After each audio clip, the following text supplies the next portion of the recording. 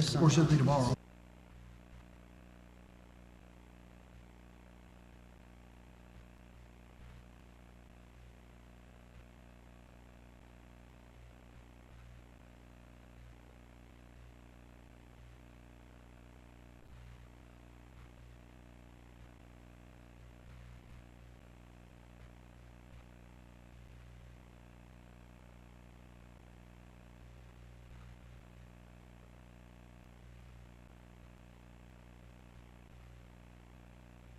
Just wait, not do anything with those until we.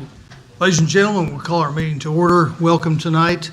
I'll call on Pastor Nance, if you'll lead us in prayer and pledge of allegiance. Let's stand, please. Let's pray. Lord, we thank you for this day. Thank you for this opportunity to be about your business, and pray to be with us tonight as we make decisions for the city. Help us, Lord, give us wisdom and direction. In Jesus' name we pray. Amen. Amen. Salute. Pledge.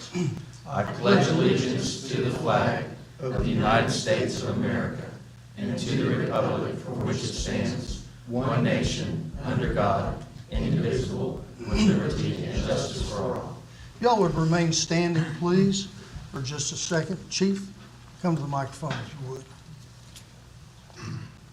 I'd just like to let you all know that we lost a retired member of the department today. Michael Coatney passed away. Michael started in the police department in 1972 as a patrol officer, ended up as a sergeant supervisor for years, known for his tough love. And he ended up assistant chief working for me the last couple of years of his employment. And then after he retired from the city, or retired from the police department, came to work for the city and worked in code enforcement and civil emergency management. And we're all really going to miss him. He was a good guy. I spent a lot of time, he and I worked together on night shift for years.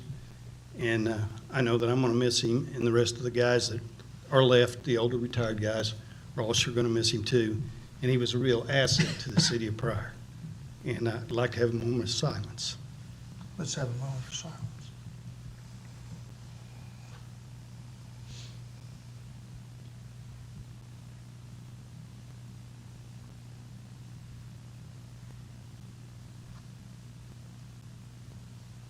Thank you, Mayor. Thank you. Please be seated.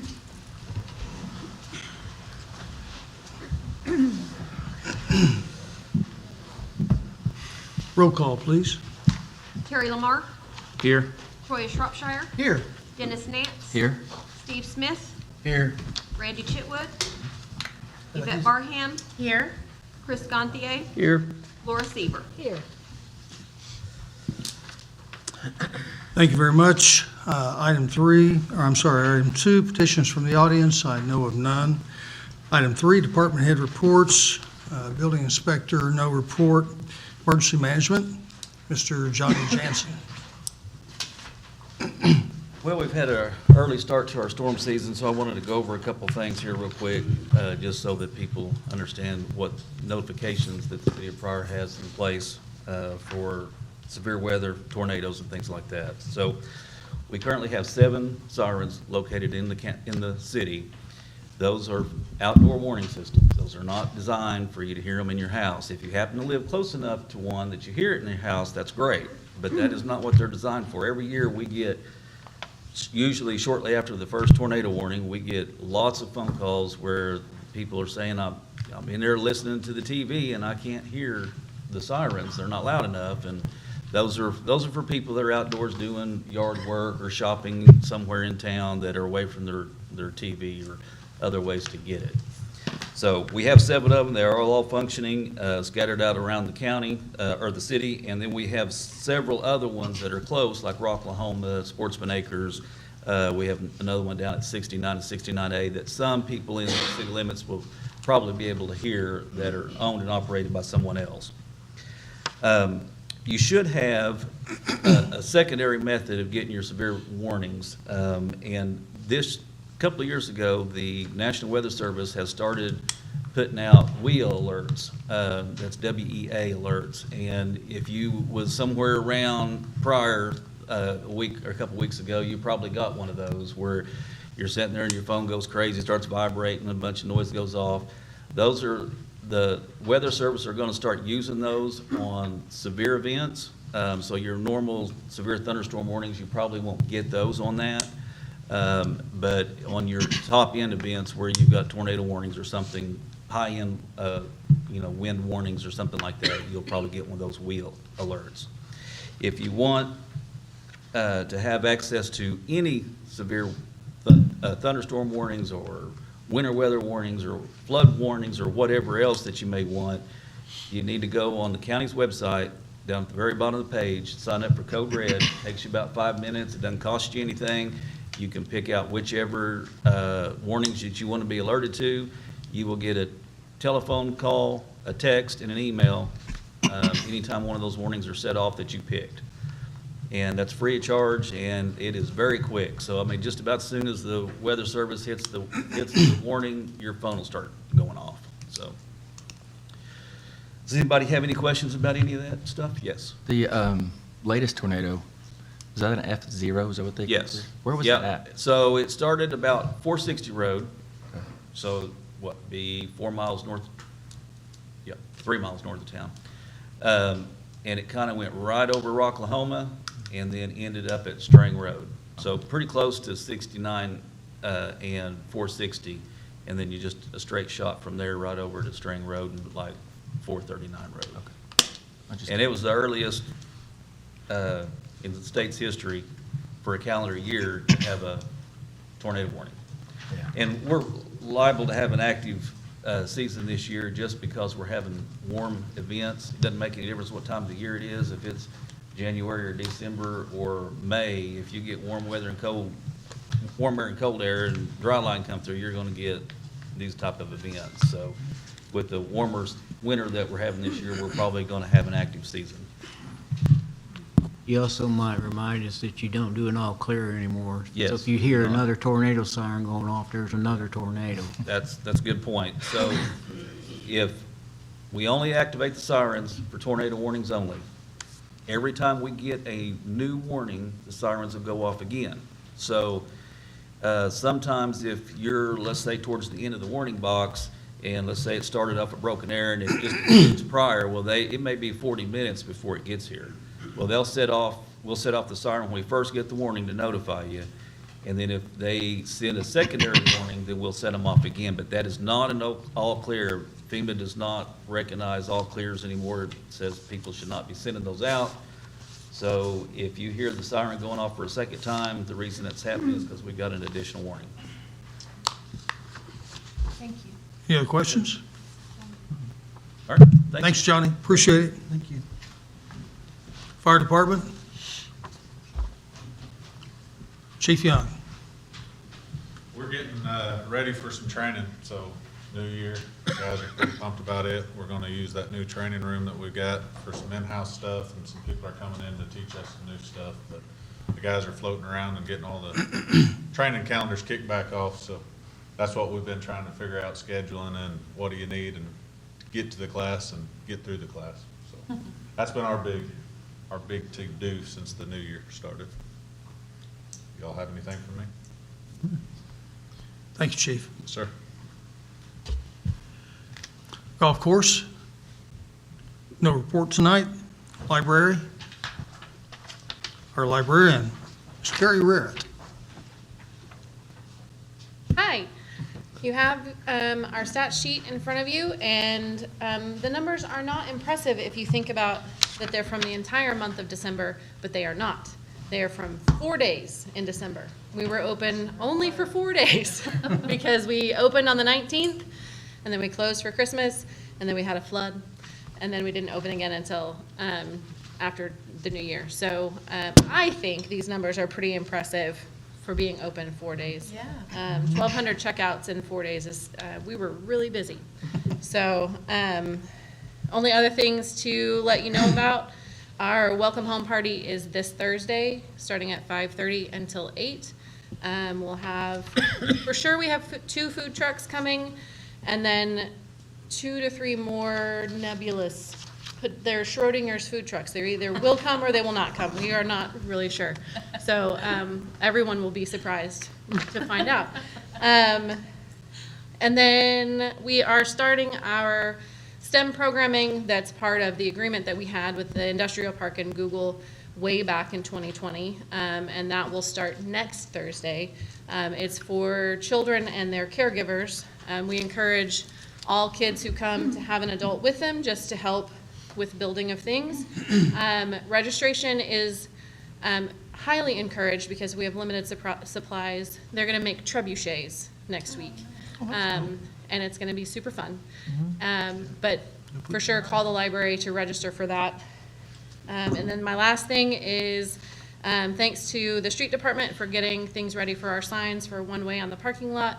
And I heard from Mo at CMS that they're going to redo the parking lot on Saturday. So likely it will be blocked off in the morning on Saturday so nobody can park there. And then they'll redo it and it'll be bright and shiny and new again. Do you guys have any questions for me? I have one question, not really for you.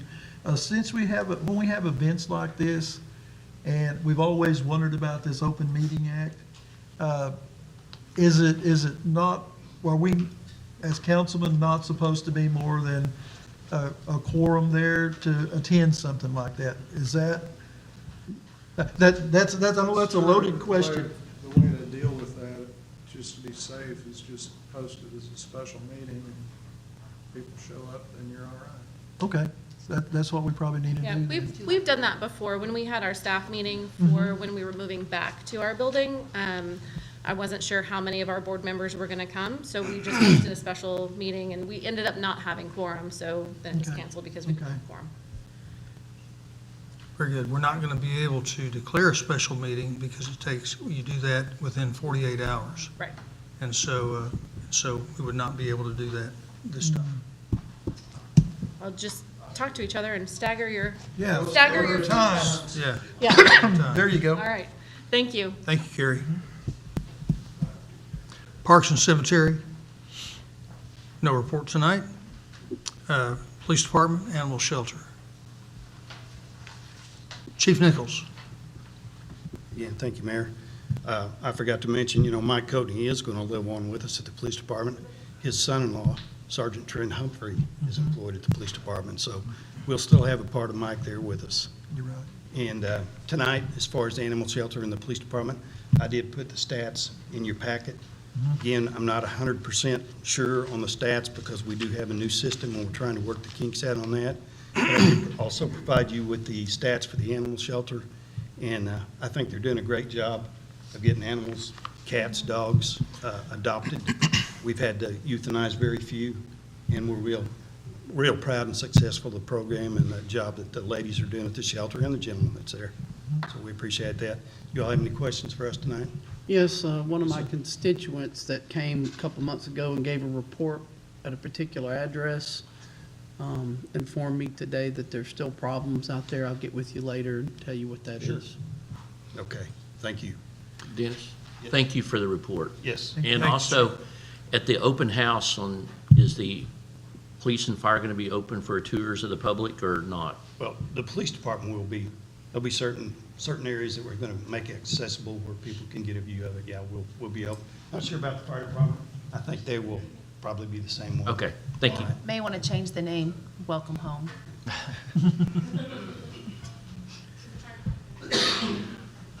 Recreation Center. Any report? Very good. No report. Street Department. Mr. Buddy Glenn. Well, we're still kind of in our winter mode. We're still going and tree trimming. We finally got our sweeper going. We've been kind of back and forth on cleaning the ditches out of leaves and then sweeping the streets. So, and we've done this last week, we did probably about 900 feet of ditches. Hopefully that's going to help with some water drainage. Our odds and ends that we've had were call-ins that, we try to do those on Friday. Well, our our potholing, we've had some calls and stuff on that. So it's usually when we do it. So again, if you find somewhere here something needs to be, it's around, just, either send me a text or email or call, or I don't screen my calls too much, but, Can you define too much? Just kidding. Well, okay, I can, but I, I just thought that was funny. but, no, other than that, I mean, it's like I said, we pull some maintenance and stuff on our vehicles, the cold days, it's supposed to be raining tonight, but, you know, just our everyday stuff. If the weather stays nice, like I said, we may start some, street repairs, but, you know, Oklahoma, you never know what you're gonna get, so hate to dig some holes out and then wind up having to leave them open all year, so. But other than that, we're staying busy, hadn't had too many calls, no, too many complaints or anything, I hope. Anybody got anything for me to? All right, that'd be a first good day, thank you. Thank you, buddy. Item 4, move to mayor's report. A, report regarding new tennis court parking lot construction. So we got the thing completed. I'm going to ask Mr. Powell if he'll come to the microphone. Thank you, Mr. Powell. We got the thing completed, and it was built according to specifications. And after completion, it didn't really meet the function that we wanted, and or that we desired. And Mr. Powell said that, you know, he would do that that redesign. The contractor is able to come back. Is this correct? Contractor is able to come back middle of February and do that completion.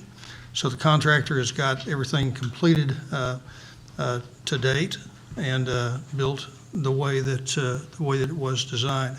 I did order the barricades to be put up there on the parking lot so that we don't have any small cars go in and mess up the bottom of the vehicle. So, do y'all have any questions for me or for Mr. Powell?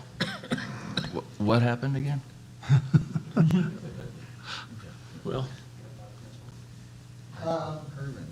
The intent of the project was to keep the water in the street and to provide a rollover curb that was similar, if not exact, to the one that's on Lock Street, which is around the corner.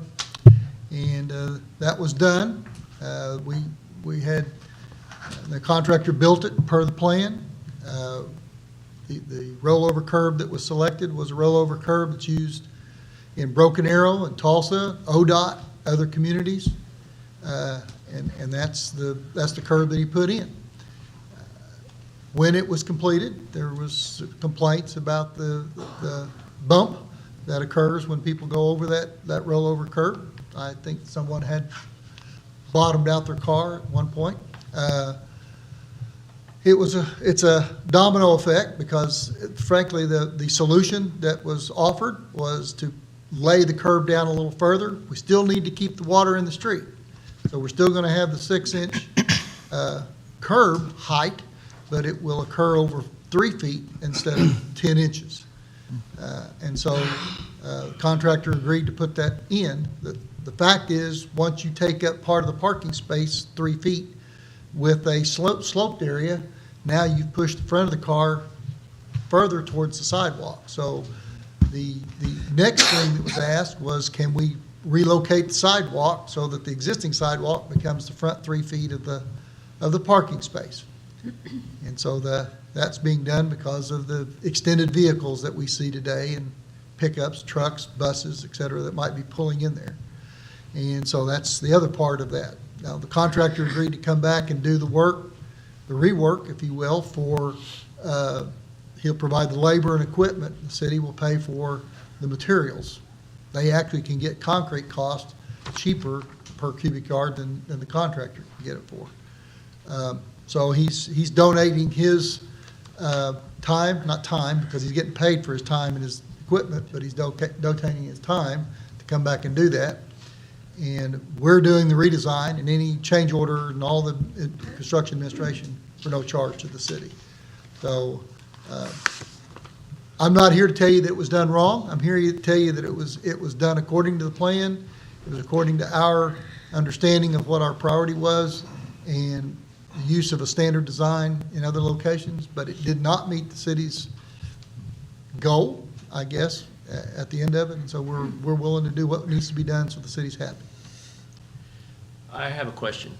will this also affect the west parking lot and redoing that curb too? That's the one on Lock Street? Yes. The curb on Lock Street was there existing, so this contractor did not change that one.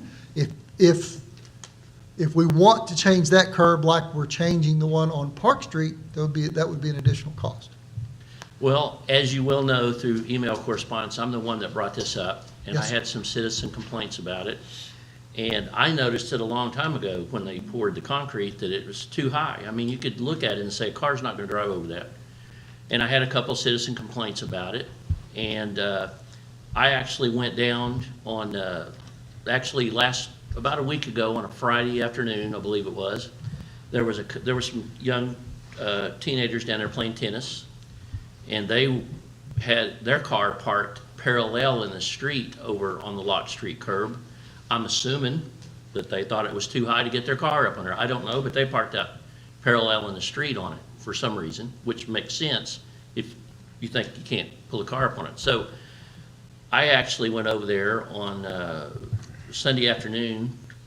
Now, actually, it was last Friday afternoon myself, and I measured that curb and drove my truck over it, and it's just like the other one. It's like you're rock climbing in a truck to get over it. So if we're gonna fix one, the other one needs to be fixed too, or it's not a practical parking lot. Well, as far as we're concerned, if you want that curb on Lock Street replaced as well, we have no problem providing that. I will tell you that the change order that's before the Park Committee and the Street Committee coming up next week, and then before this council at the next city council meeting currently does not include that. But if that's the directive the council wants done, we'll do it. When was that curb, or that project? Best Is I it can- part of this one, or was that? No, sir, that was back in 2016 or 17, that street, Lock Street, was milled and overlaid. And at that time, they replaced that curb. That wasn't done by us, but I have pictures of it when it was new. And I mean, it was put in, I don't know what the curb looked like before, the old curb before that, but it's been there since 2016 or so, the current curb that you see now. And it was the prototype, if you will, for what the one on Park Street was. We laid the contractor laid that back 1 additional inch beyond what's on Lock Street. But that's, still doesn't meet your goals, so we're willing to work with them to get it changed. We can certainly take that to park board meeting, and then the street committee meeting, this month. If council would like for us to do that. I don't need to speak for the contractor, and I won't, but if he's willing to donate his time and only charge for materials or labor and equipment on Park Street, he probably will do the same thing on Lock. I'll certainly inquire if that's the directive I'm given. So can you talk us through the process of, once a project is deemed, okay, we need to do this, then the engineering plans are drawn up, and then who approves the engineering plans before the contractor comes and starts the job? Typically, it's reviewed with the director of that particular utility or that particular service. In this case, it would be the park board. That was went over. Just to tell you the whole story, this is not the first time this project's been bid. The project scope of this project has been downsized. It was from the original job that was designed, where you see the off-street parking now was actually designed to be a parking lot, so that you had driveways that came in and you had parking in both directions. It was a much larger addition than what you see now. But because that came in so far above the budgeted money that was in the line item, we went back and redesigned that at no cost to the city to reduce that down to a project that was within the budget that we had. And that's why this curb and this on-street parking is the way it is. Our goal, my goal, I better say my goal, my goal was to keep the water in the street. One of the complaints that we got was that all of that area between the sidewalk and the creek and all the area that's grass was always muddy. And people with tennis shoes and court shoes that were playing there was always having to change their wear because it was always muddy. So our goal was to keep the water from the street from getting onto that area. And that's why that rollover curb was used in this design and not in the original. In the original design, It was a barrier curb that you see everywhere else in town. So the barrier curb, when it was redesigned, it was just missed. Hey, we don't need it to be a barrier curb anymore. We need it to be more of a, I think we had almost 20-some parking spaces in the parking lot. Now it's down to like 12 or 13. okay, so it's an oversight from one design to the next. I'm not going to call it an oversight, but I'll say that there was a change made because of the type of parking that we were going to do.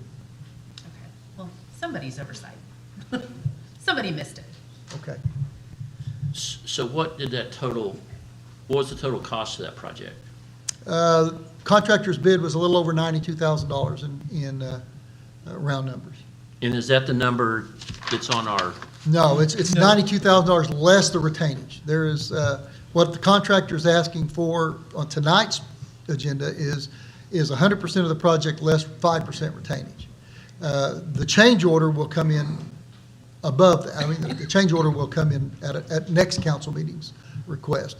If the council chooses to approve that change order, then the next meeting after that, he will ask for the retainer plus the change order amount.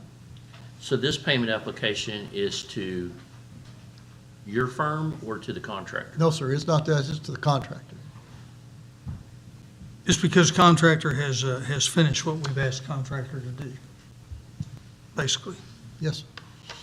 And this pay application actually does not have to come to council meeting. I put it on the agenda tonight because it was in question. So that's the reason why it's on the agenda. Council's already approved it. Oh, so the payment has already been paid No, of this $26,000? no. It's more than that. I actually have that here.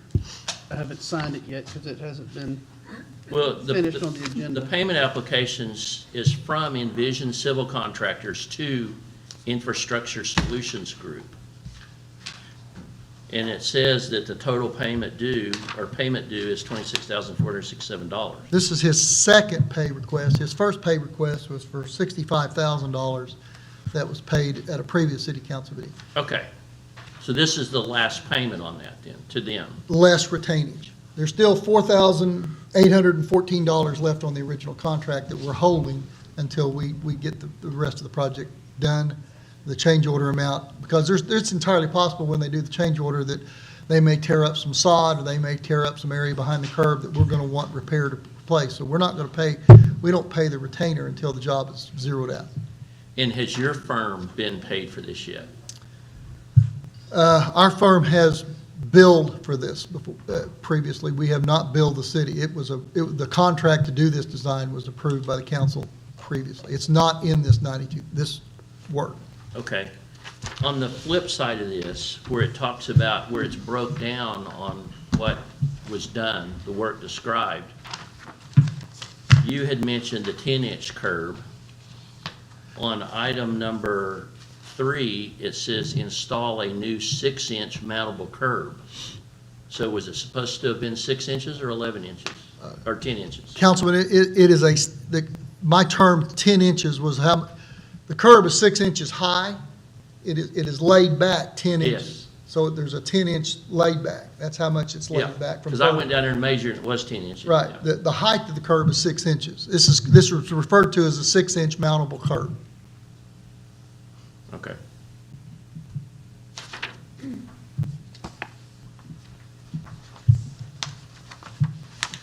Thank you. Any other questions? Yes, was there some damage done to the sidewalk on this? Yes, and at the time the asphalt was put in, the contractor that used a roller on the asphalt rolled over the existing sidewalk, and the contractor's been made aware of that. Those panels will be removed and replaced at no cost to the city. That's another reason that we're holding the retainer until that's done. So the apron you're gonna, whatever you wanna call it, put up, that's all gonna be concrete, right? Yeah, it'll be, the slope section will all be concrete, 3 foot long from gutter to the back of it. There's an 18-inch pan that sticks out into The the street. question I have is why can't you use that apron as part of the distance, of parking distance? We can, Councilman, but it's just that it's the slope section of that. Okay, Frankly, we used Buddy's truck to go in, and he parked in there, and the situation is that those stalls are 20 foot deep from curb, from the gutter line to the face of the curb. okay. Okay, which is standard depth for a parking stall, at least in Pryor. sure. And so when we put Buddy's truck in there at vertical as they're intended, it overhangs the existing sidewalk. But when you take the slope section of that and you push everything forward, people are not going to park on the slope. They're going to pull up to where their car's level. They're going to overhang that existing sidewalk. Okay. I can't remember, are there parking space stripes painted on there already? No, that's up, the city's, that's another one of the things that was deducted from the original job was the striping, so that the city can do that instead of paying a contractor. But it will be striped, yes, sir. Okay, It's just done by street crews. thank you.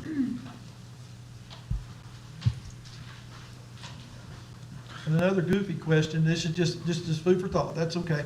How many parking spaces do you lose if you were to put instead of 90-degree angles, if you were to angle that parking? It seems like that's easier to get in and out of, and maybe a little safer, but.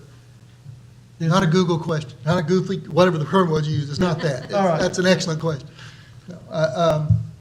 We would lose 2 parking spots if we went with angle parking. Okay. But I guess that's my answer. Well, having been at Walmart now, it is a lot harder to get in and out of a 90-degree parking space than it is the angle. We still have the opportunity to do that at angle parking. We would lose a couple of parking spaces. Personally, professionally, I think that's safer. When you're going to back out onto a street, you're going to back straight out and turn, but that's a 2-lane street, so you take a Buddy Glenn truck, or I guess maybe even my truck, and you pull straight out, you're going to kind of go over the center line. I would prefer that they were at an angle. Okay. It was a request of the manager, I guess, of that department that we maximize the number of parking spaces. Okay.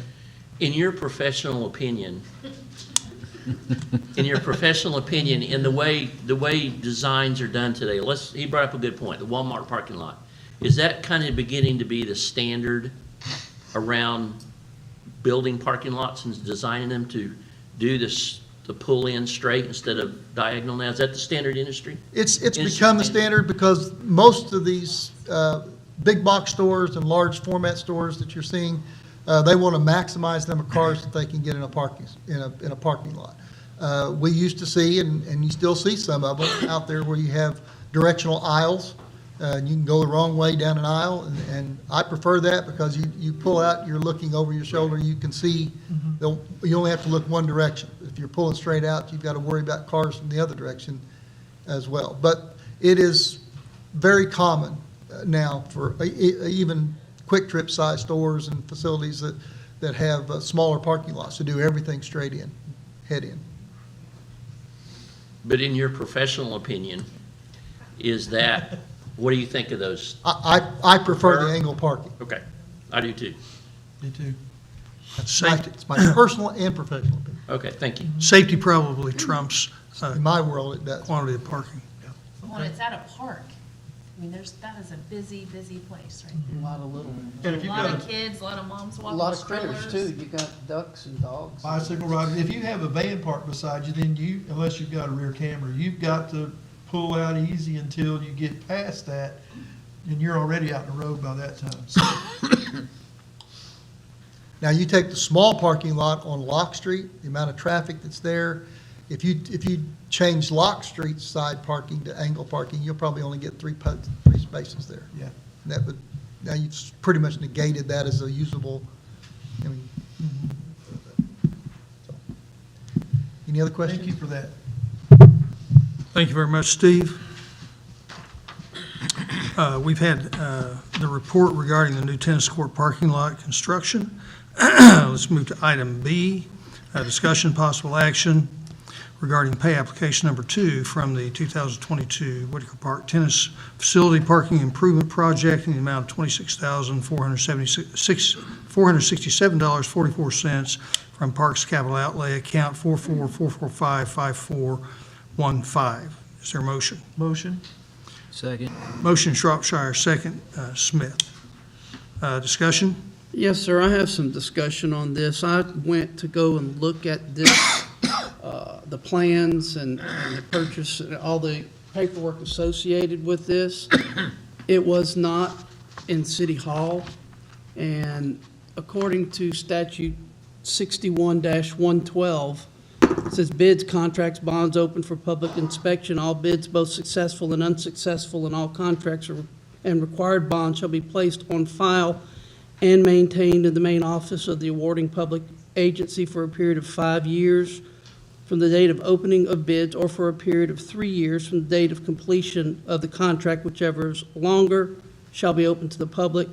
Not only were the public not able to have it because it's not there, city council's not able to investigate and look at things prior. So until we're in compliance with that, I'm going to vote no, because I wanted to look at some of these details before I made a decision. And I think we need to be in compliance with that before we proceed further. So I'd like to remind council that we have already approved this expenditure. We've already approved this expenditure, and the contractor has completed it. Now, if we have a set of plans that is AWOL, absent without leave, I'm not sure where those plans are. I know that those plans are accessible. Councilman, the practice that you're referring to is typically at the end of the job, we will provide the city with a complete packet of all that. We have all those documents in our possession. We keep those during the construction phase to ensure that the contractor does this work. We're your representative in that regard. At the end of the job, we will provide the city with those for archival purposes. There is a spec book on file here that has the contract documents filled out by the contractor, his insurance information, his bonds, and all that is on file here. But the remainder of the work, pay estimates, the unsuccessful bids that were there, we provide those to the city at the end of the job. Well, it says in the main office, not the engineer's office, and I wanted to research it, Okay. and it was not available. That's just been our normal practice to keep it and provide it to the city at the end of the job. We can certainly put that all together and have it here.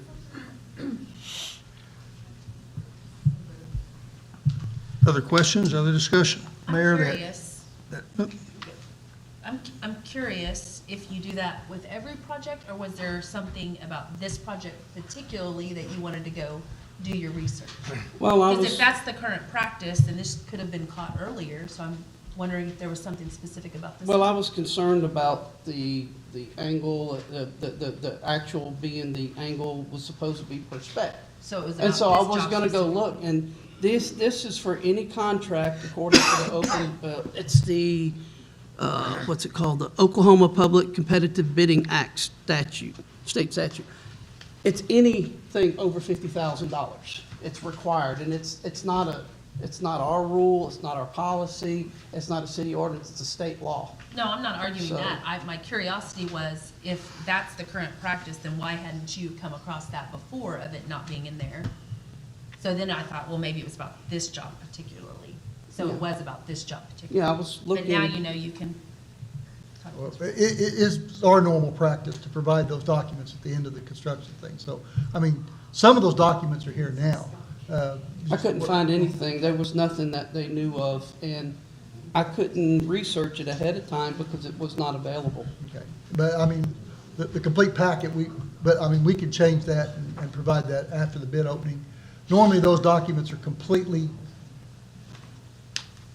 completed at the pre-bid conference of the project. So that's when the bonds are prepared, that's when the insurance certificates are put, and it's all bound up in a book. We provide those books to the city at the end of the job, as well as all of the unsuccessful bids. Typically, we don't give those out during the construction phase. We would just keep them. I understand what you're reading from the regulation, but we provide all that as one packet at the end. But there is a bid document here that has information. There is a set of plans on site. They were unable to locate it. Okay. Does it also include the non-collusion affidavits? Yes, sir. Non-collusion. I wanted to see those as well. Because that's also a statute that we're supposed to have. Can't verify if it's there or not if we can't see the actual paperwork. Troy, did you have a comment? Yeah, I was gonna say that account number 44,445,5415 looks like we have about $101,503.92 in that account at this time. Yes. Other questions or comments? We have a motion and a second.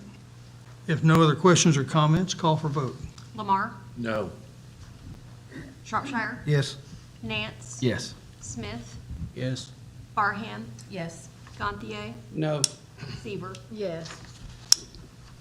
Motion carries. Item C, report from library inspection walkthrough by our building inspector and our city engineer. I did provide some comments from the walkthrough for you.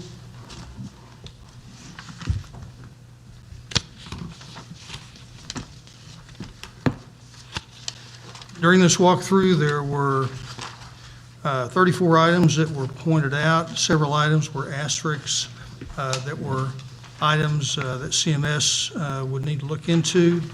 CMS has been made aware of those things. And the items that do not have the asterisks by them would be items that the city will tend to.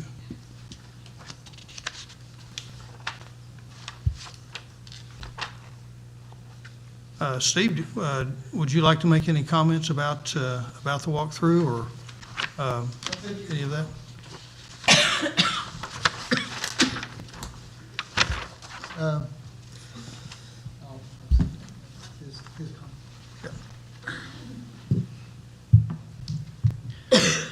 Mr. Young and myself did the walkthrough on this project from beginning to end. We looked at every part of the project, not only the existing building, but the exterior of the building, the grading of the building, outside the building as well.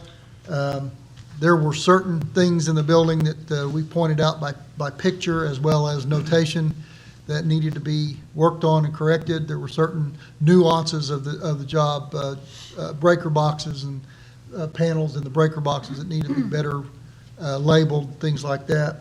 But as a general rule, I thought the cleanup was done correctly. I thought the project was completed according to the plans. There were some things in the job that I would have liked to seen differently done. A couple of headers on doors that needed to have some rework done on those.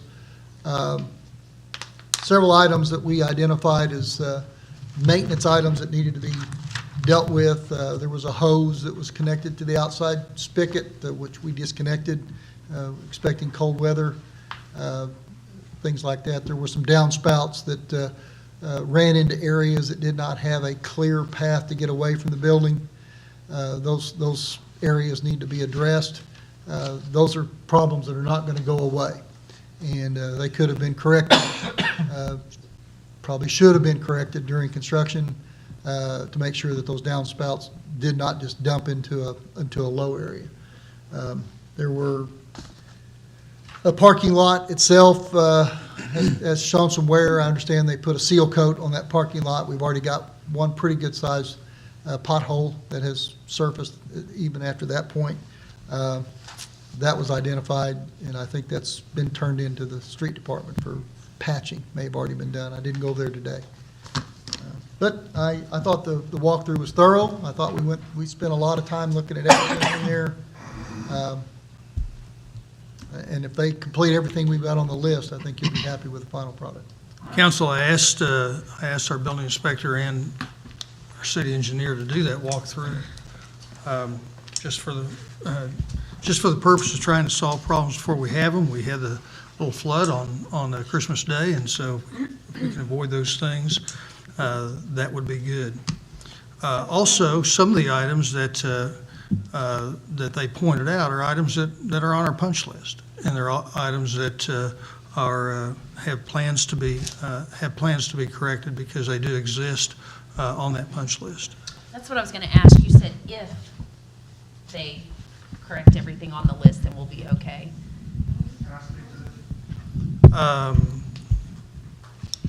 Absolutely. This is CMS Willowbrook, Mr. Moe and Miss Brenna Wells. I asked them to How you come. guys, the superintendent on the project that Yeah. he's speaking of. So, I guess what he means by if, so if it's within our contract and it's deficient, we will definitely get it corrected.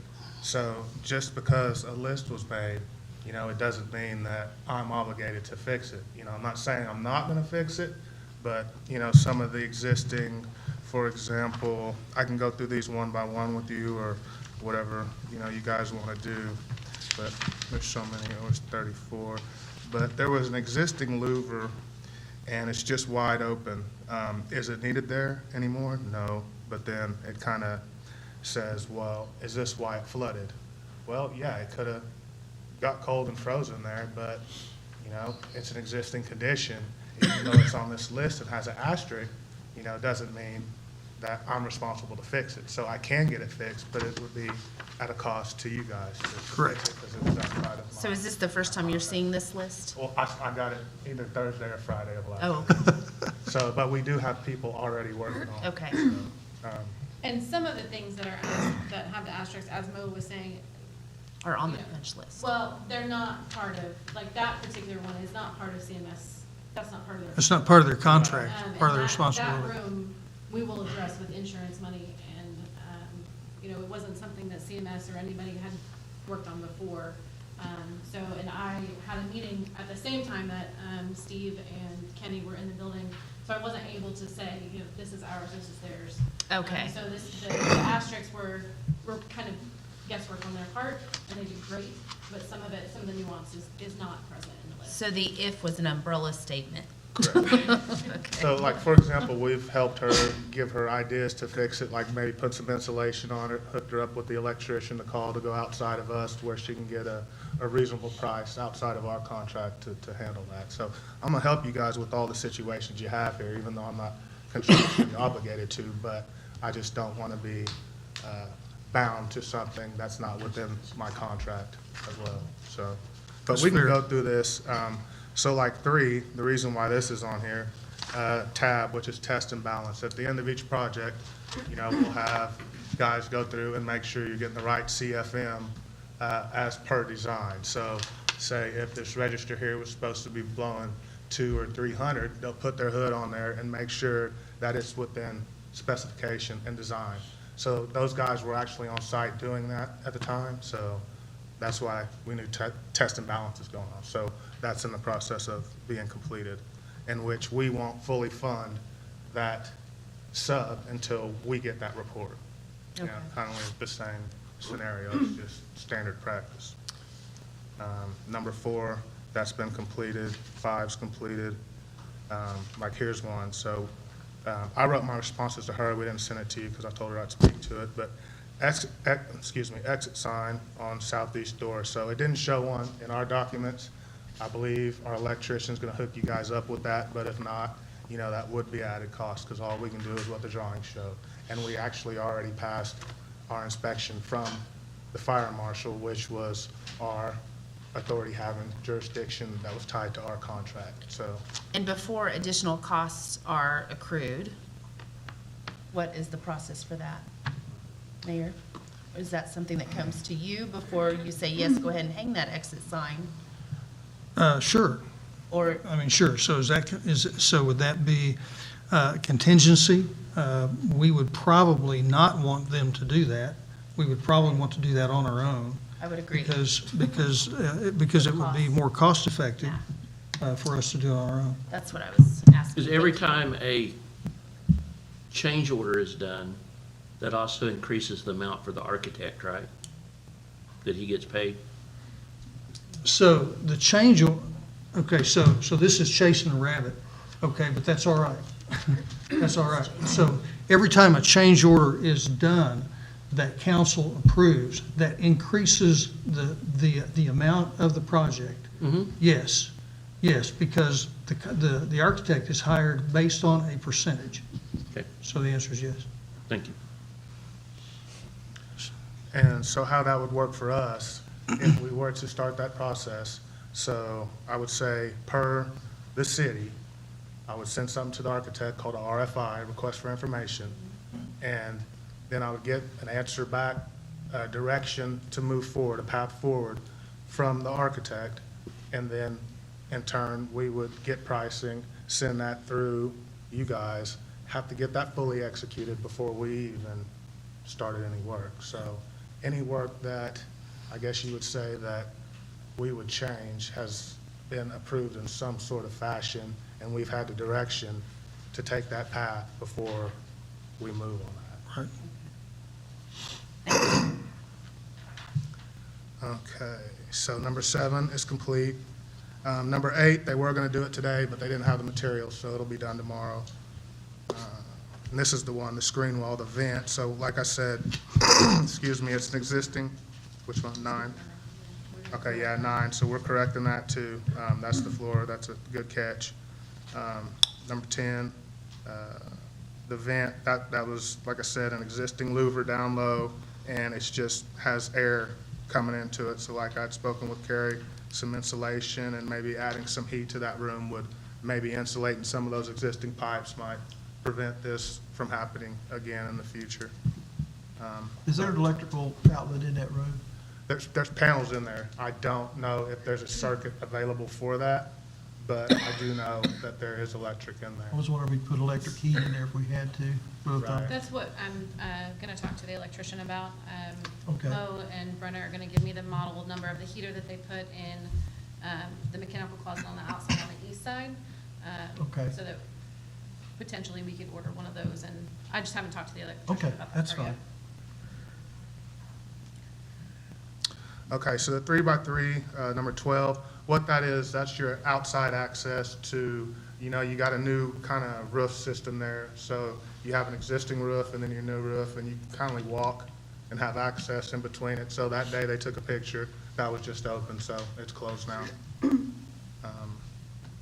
The range in the kitchen, the anti-tipping, that got, lost. I will get one on my behalf and install it for you guys. So the weather stripping, number 14, the outside wall, it's rated and it's sealed. They made the comment to prevent cold air coming into it. This could be added, but, in the original drawings, for each door, you have a list of hardware, or a closer, just any type of materials, parts, accessories to that door, and this isn't listed on it. So, That's on us. it comes to the point to where, I want to help you guys out, and I'm more than willing, but then, at some point, it's not, just beneficial to just do everything for free. Let's see, so number 16, the ceiling panel, so they were performing tab. If they would have looked up there, they would have seen the damper, and the guys just forgot to put the ceiling tile back in, so it's in. I'll check the grade to make sure. Half of that building was existing. We tied into a lot of different kind of spots out there, and until you really get that in, if you don't really have a good civil plan and to where you can get good GPS points, stuff like this happens. It's cosmetic, but if anything, we did, it's on us, and we'll get that taken care of. And what number are you talking about? I'm trying to hurry up. I'm trying to follow you, Mo. I'm trying to follow you. 17 was another exit sign. That's just. it's not Okay, on the yeah, so, contract. so, Well, and Brian from the electrician company was gonna talk to Kenny about that. We think that it's covered. We have an exit sign that has an arrow, so we're gonna Right. see if, with Kenny, if that's actually covered. okay, so 17, what did okay, so 19, I got 18, so 19, disconnects can be locked. So the only thing in our specifications that called for any equipment to be locked was the thermostats. So we would have had kind of lockable covers over the thermostats, which, since the thermostats can be locked out by hand, we didn't put the lockable boxes over it. So, that's, is it needed? Well, if kids can touch live voltage, it is Right. needed. But it's not in my contract to do so. Gotcha. Well, So it's they ours. can't touch live voltage unless they know how Unless to they turn it open- off and open right. it up. And Turn off but the panel. Is it open up. is it like a standard disconnect for a There's a 220? picture of it in your, Yeah. Yeah, it's, just a little simple padlock with Yeah, I and mean, we probably need the key to that anyway, that's what it looks like. So the kids can't just walk up there and stick their hand in our voltage. Disconnects are hugely Right. important. And I, so- and I totally agree with you, but, you know, that's usually something that the owner provides that their utility department has the, you know, their key to. I mean, I could go buy you some keys, I mean, it's not that big of a deal, I can buy some locks and give them to you, but, I mean, unless they have those keys. I'm sure we have I some mean- laying around somewhere. So these I was a disconnects have the teacher. ability to be Yes, locked? sir. All right, that's, okay. I was a teacher. Kids will figure it Oh, out. yeah, I've got 3 boys. Yeah. Rain gutter splash pads, that's correct. It is on the drawing, so they will provide you with those, and we will get those installed. Unfinished, is this inside or outside? So I guess Which number, y'all? number 24. Four. I know there is one spot inside where we had some steel that was kind of protruding out below the paint. Was that the area inside that you were talking about? I think it was some drips in the finish of the paint, places where it congealed and dripped down. On the That's the outside? outside. It was on the inside of the building. Oh, that's the outside. I think it's the same place that you're talking about, where on the, if you're Yeah. looking at it. We have that flashing and fabrication on the outside. Right, and on the inside, if I can't bury that metal and make it get a better look just for that area, or get it painted the same color, I mean, we'll provide you with a good look. I mean, we won't leave it unfinished. Okay. 25. Yeah, number 25, so our drawings only showed the sign on, you know, that, the side that it's installed on, so. Notice the handicaps. It says sign on the south side entrance, that handicap entrance is located on the north side of the building. Oh, this, wait a minute, this. That's just, it's not in our contract. Yeah. It's not in the drawings, Steve. Yeah, That's and very and that's the good. same thing, so So 25 is. number back on 25, yeah, us. back on you guys. 26 as well, those specs only called for one set of letters. Okay. We had a price to do the other side and also make it more appealing to the eye, because it is, I mean, I don't really like it, I don't care it doesn't, but, ultimately, that pricing was rejected due to where we're at in this process. So that's going to be ours. That's going to be ours to do. And I can send you the quote in the contract, it's, local sub, so. Okay. So number 27, as I walked with the guys today, I explained some of this stuff. My painter, I just want him to come back out one more time. So this right here on 27, that's correct. He needs to put his back rod in there and finish sealing that, and then finish completing that. And clean up piles of concrete, number 28. Yes, I agree with that. I will get that completed. Number 29, I will get that completed.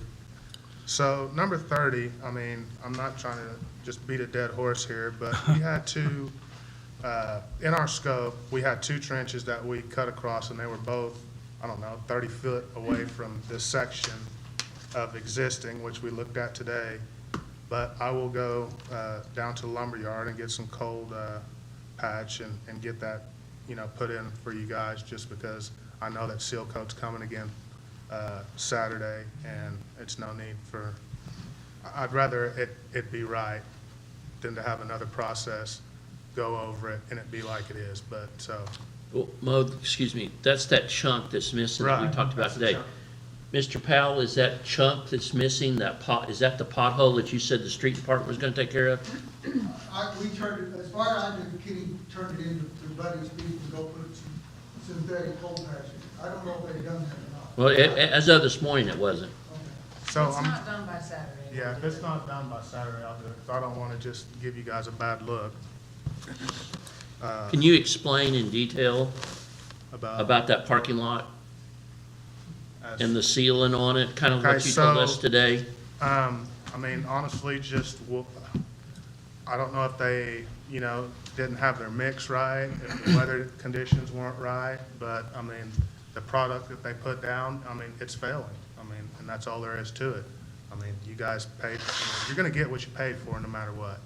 And, you know, I've started an email chain of this, over a month ago. Carrie's known that this was gonna be corrected, and, kind of thank God that it did get as bad as it did, because, and we didn't fix it and keep half of it, and now we have to do it all again. But, now they have to do it all again, and that's what they're gonna do, so, and then we'll make sure it gets done right, and, it'll be warranted with the rest of everything else on your project. Have any of you all been to the library parking lot and seen what we're talking about on that? Yes. It's visually offensive. Right, and as It that is sounds to like- you, it's to me as well. Sounds like you're gonna get it taken care of. Oh, yeah, that's what I do. We've got an issue on Saturday though, because it looks like the high is gonna be 50 with a 45% chance of rain, so. Right, and so if that happens, we won't, of course, do it. Like I Sure. said, it's set up now, and if something changes due to weather, then maybe I can get them to do it Sunday, or, that's the bad thing about construction. That's the weather, isn't it? But, and then if we end up getting a third down below freezing, then we're gonna have to call it off too, Sure. It's not, worth it to get you a product that's Won't not last. gonna adhere, exactly. So the paint peeling around the doors, what had happened, just to tell you the truth, the guys, when they caulked it, they used duct tape instead of painter's tape, and when they pulled it off, they just pulled the paint right off the door. So yes, you don't have to worry about an expense on that. I'll take care of that. So 3132, Skip him. that's okay. Should have brought my glasses. Okay, 31. So we just need to saw it in. That was waiting because we had to put the bollards in there requested by the city. The bollards got put in, we got that fill in. So once I get the rest of the stuff touched up around, because I've got some work to do over at the police side as far as a little bit of grading there too. That way I can just bring all the sod in back at one time. Same time. Enter and exit signs into the parking lot. I believe the city, you guys have already installed those. Well, they're in process. The They're signs haven't Okay, changed in yet. process. I think Yeah. you got the supports for Yeah, them now. yeah. Painting, okay, window by painted horse, painting and That's that seal. one on the That's the inside. one on the inside. So whatever I have to do to make this aesthetically pleasing, if I have to put metal there, or just to capture that steel that's protruding there, we'll get you looking right. I've got a question on the sign. Carrie and Brenda, what's the plan for that?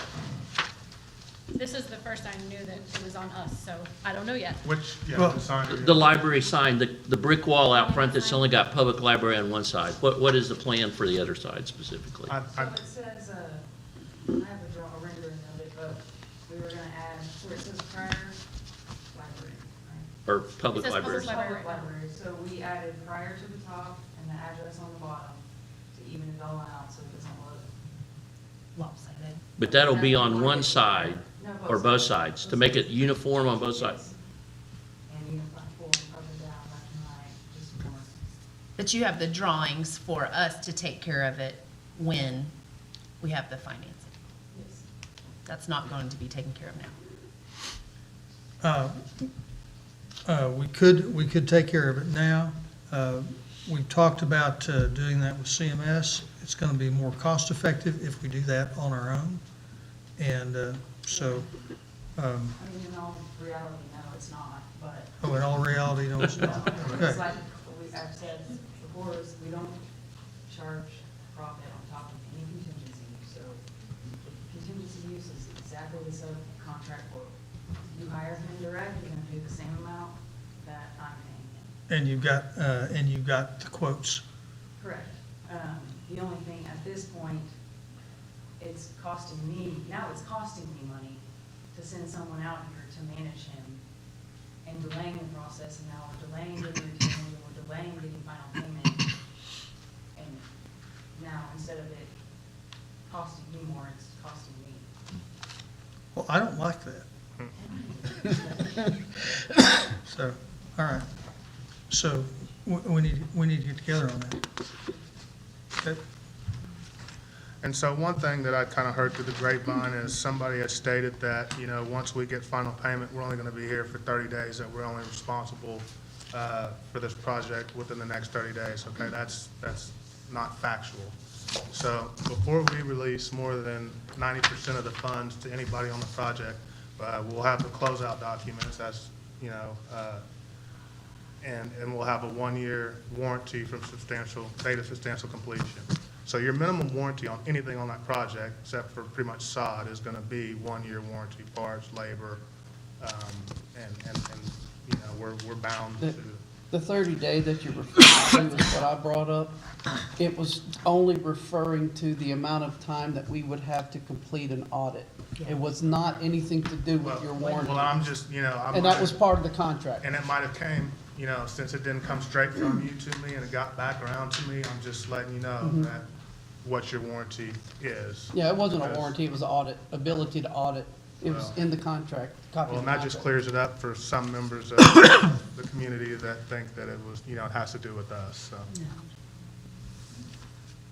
I have a question. There's a piece of construction equipment that's across Brown Street from the library. Yes, I will call on that again tomorrow. It's, you know, they say, oh, well, it's off rent, but, you know, actually, I think I might, if it's okay with James, at least go get it out and hide it over there behind the police storage shed so some little kid doesn't take it. I mean, or take it or play with it. I mean, I've hidden the key. They can't find the key, but it shouldn't be there right now. Okay, Oh, ye of little faith. thank you.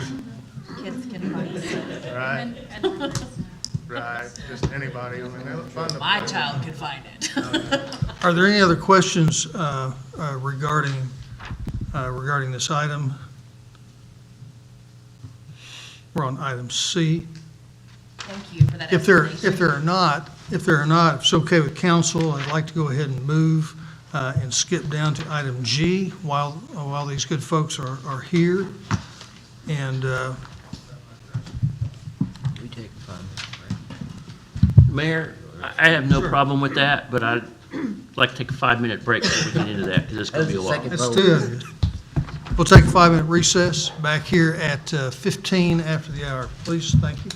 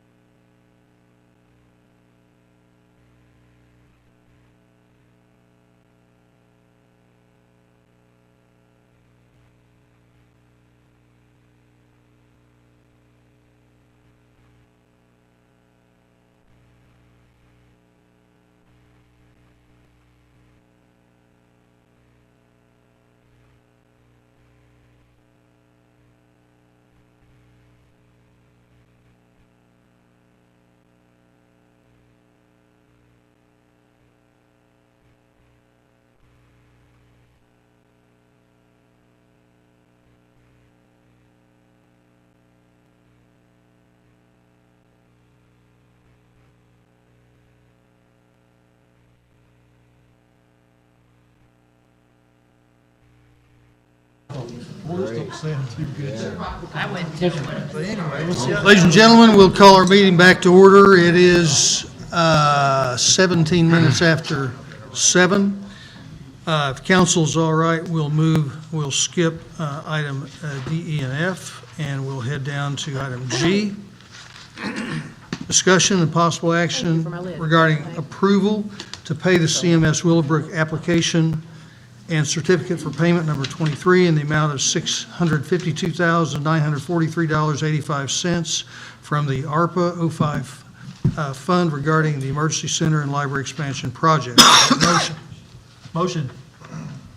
Motion, Shropshire. Second. Second, Barham. Discussion.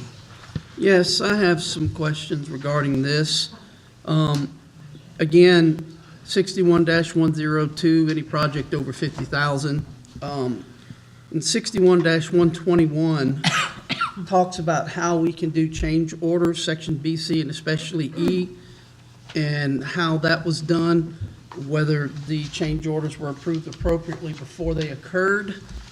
There's also potential violation of city ordinance 2-1-3 on purchasing policy, $2,500 limit. And a question I would like to ask CMS Willowbrook, do we have non-collusion affidavits for you as well as all the subs and anybody that went over the $25,000 limit that we're supposed to have when you deal with a government contract?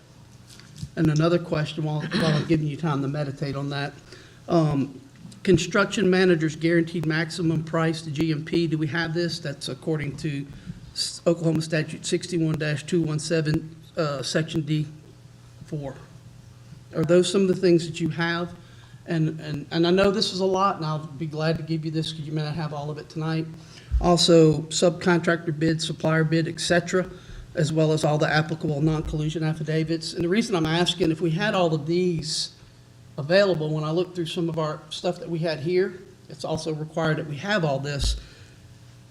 Maybe we would have been able to pick up on our overages, and rather than the city go so defunct financially because of not having some of this material, potentially could have helped us. And I know some of this may be new to you, that we may or may not have it. I just didn't see it when I went through it, and I'm asking if you have it. And like I said, you may not be able to give me the answer tonight, that's okay. So yes, we have a GMP. That's our contract with you. First we'll sign a contract with you with general, like, conditions. This is what we plan to do, put it out to bid. We put the demo package out to bid, got it, because the final design was not ready. Got a demo bid. We set a GMP amendment, so we amended the original contract so our GMP is guaranteed maximum price of, I don't have that first amendment with me, I just have the second. I think it was 11,400,000 and something. I have that one, that's actually. That was after the 500 and something original. Which number this is? That's actually Amendment 2. Amendment 1 was for demo. But the GMP Amendment number 2 was for the main building construction. Yes, I have that right here. To answer your I question don't think about. we had a copy of that contract where I looked. It may have been in another place. I did not see that one. Okay, I'm not sure where you store your contracts, but. Okay. As far as change orders over $2,500, I have not, all of the change orders over $2,500, actually every change order that has been written to me has been approved by city council. Before or after they were done? Before. No, before they were done. All of And I them, have all all those 5 have of been them right approved here. by council. I would never, I would never move forward without approval. I think what you're thinking of is contingency modifications. Those are not change orders to me. That's part of my contract already, and that is part of the guaranteed maximum price. They cover the cost of the work. So there's confusion, and I was talking to another counselor today about that item. There's confusion. So the guaranteed maximum price, council has approved that. There's contingency modification that is built in to that price. So when a contingency modification comes forward, no matter, you know, it may be $4,000, it may be $20,000, or whatever that is. When it's in the contingency modification range, council has already approved that item. Council has already approved that amount. Maybe if I gave an example of what I'm asking about. Okay? The $42,000 for dirt that was done prior to it coming to be approved by council, it was already done. We had to retroactively approve it. That's one of them that I know of. Because 42,000, it just kind of shocked me. So I'm not remembering exactly what you're talking about. Well, it was in the $601,000 change order number 5. That was the last city council meeting that Right, we had. but it was approved retroactively. The dirt had already been moved and everything had been done. Our this- code, okay. our ordinance says 2,500 is maximum approval can be given. State law, even if there was any permission to go beyond that, maximum would have been 40,000.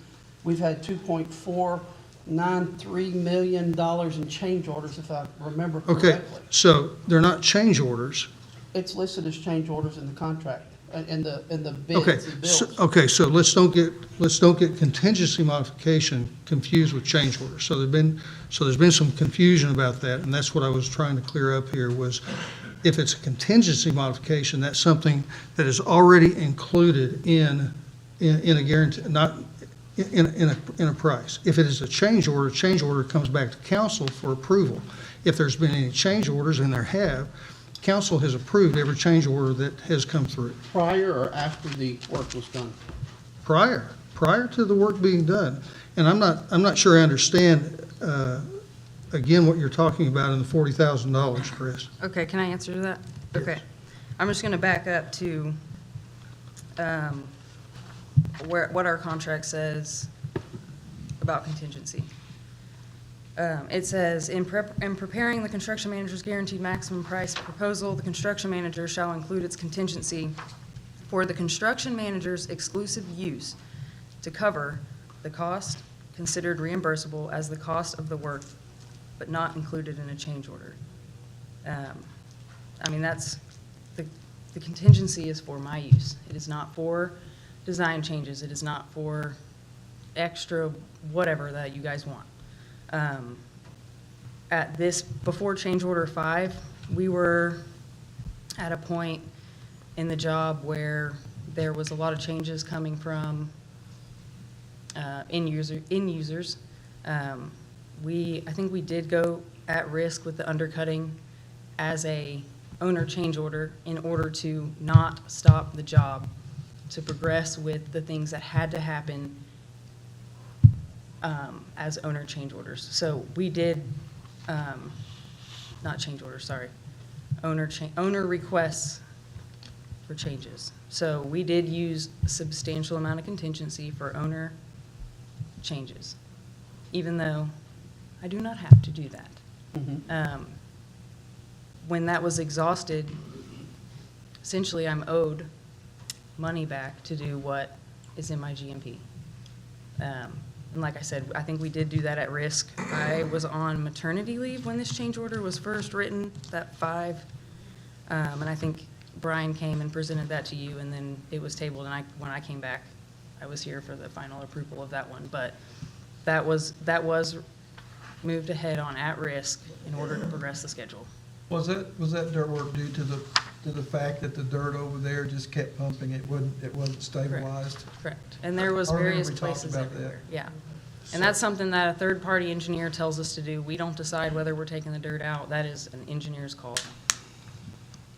And so to kind of break that down even more, so the guaranteed maximum price of your new contract, which is the bottom number of the schedule of values there, the pay application, which is, just don't quote this directly, but maybe 13,785. Like you said, there's a percentage that's tied into that, of possibly somewhere around 5%. And that is just a cushion that we have for unforeseen conditions or screw-ups on our behalf or whatever to cover us, to make sure that we do not exceed that bottom dollar amount. And, you know. Contingency is very much for replacement of unsuitable soils. Correct. That's exactly what it's for. It's unforeseens. So, yeah. So should it have not been listed in the change order? Should it have been listed as? But at that point, the owner had exhausted my contingency outside of what I'm required to do. So all that had been exhausted, and that's why we had that $601,000 change order. So in effect, we had put you in the hole by using contingency where it should have been change order. So we did in fact have change order stuff done that wasn't contingency that we had to fix. Okay, thank you. I understand now.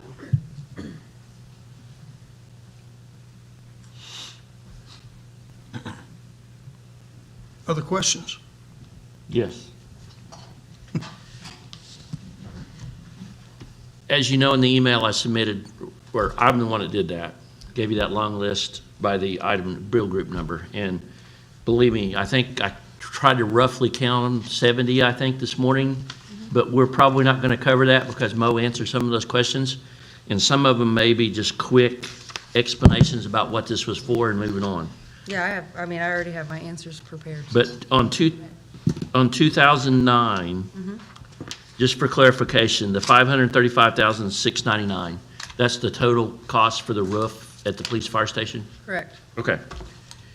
And then the metal roof below it, $241,750, that's for the library? It's, their contract is that line plus Plus the museum roof, no, which is a separate, correct, but it's also plus 62, line 6208. So what happened here was, when we bid the main building, we didn't get any bids on, we had combined both roofs under one bid package.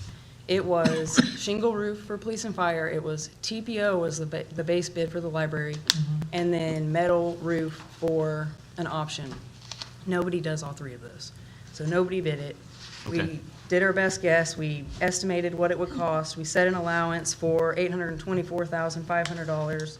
We split the bid package up, got two bids, they were above that estimate. There was a major cost increase in shingles, I think was the major determining factor there. So we exhausted the allowance, which is why the 2,000 up there says allowance $0. There's nothing left in that allowance. And then we had to do a contingency mod to fund the rest of the metal roofing contract, which I said was 6208. I think you had that one on the list as well. Yeah, 301, 900. $301,900. okay, so that 301, and I'm just rounding this off, that $302,000 plus the 241,750 was for the library roof. Correct. Okay. All right, item 2100, the doors and frame allowance.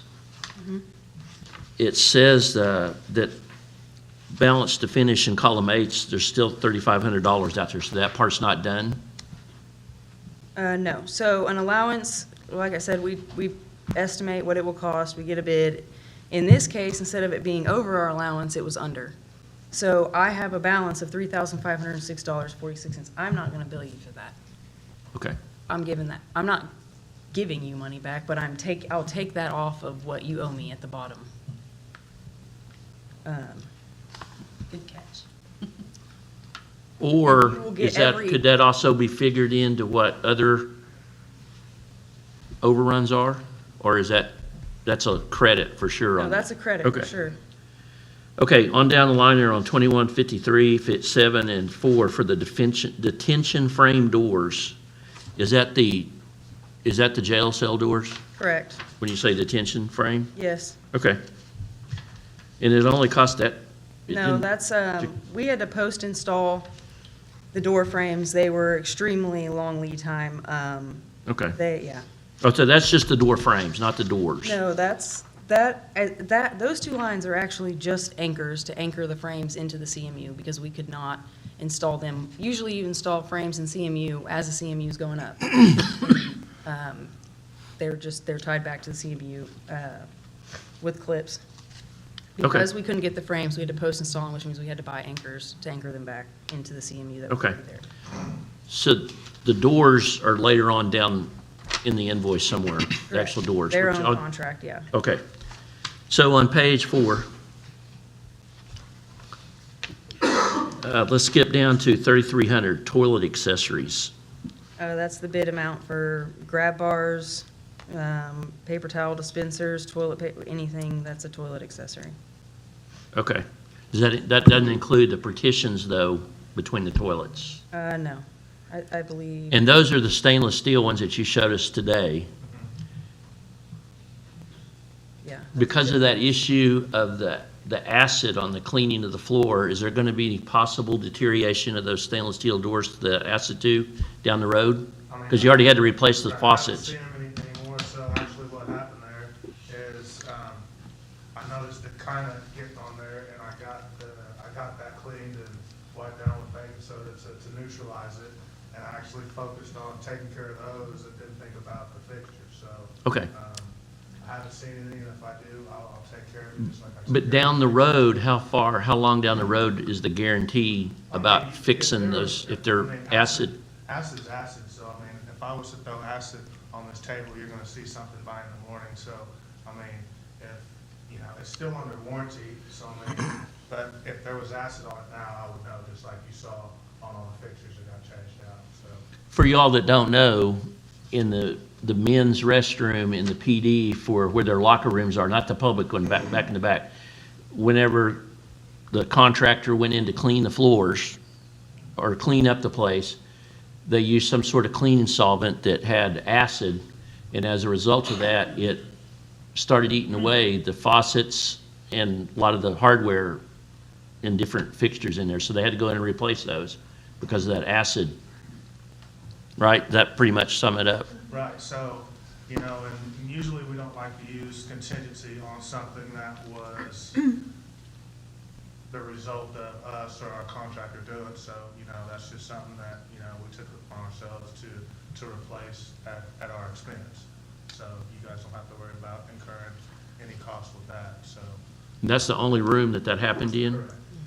Correct, right, that was one sub that was, his scope of work for that time was just in that restroom, thank God. But you're saying the stalls themselves are made out of stainless steel? No, the dividers and the doors, Well, that's Toilet what I call partitions the, are stainless steel. yeah. Well, if they're stainless steel, acid ain't gonna hurt them. If Okay. it's 316 grade stainless steel, that acid ain't gonna affect them at all. Okay. Contradict anybody on that, but I feel good that we're in good shape. So that same cleaning solvent wasn't used in any of the other cleaning in the building? Correct, that was only one contractor that was in that area. Okay. The other guys didn't use that. And Okay. it's typical that sometimes to get some of that haze and extra grout off the floor, that you have to use acid to get that off. It's just when you do it, they should have let me know, or if I would've known they were using acid, I would've took the precautions to get protection out before they used it, so that's why.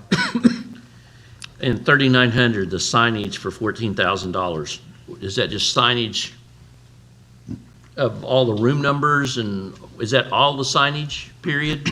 That's the signage from the original contract, so yes, it's all the interior signs on all the doors. It's your public library sign at the library, it's the words police Okay. and fire. Okay. And then on page 5, 4,600, the landscaping, it still says balance to finish just under 24,000. Is that the sod? Yes, yes. That hadn't been that's- paid for yet? No, that's an allowance that hasn't been used, and it will go back, or it will be deducted from the bottom of the thing whenever we close out the job. anything in here would get. We will never bill for that 23,797. Okay.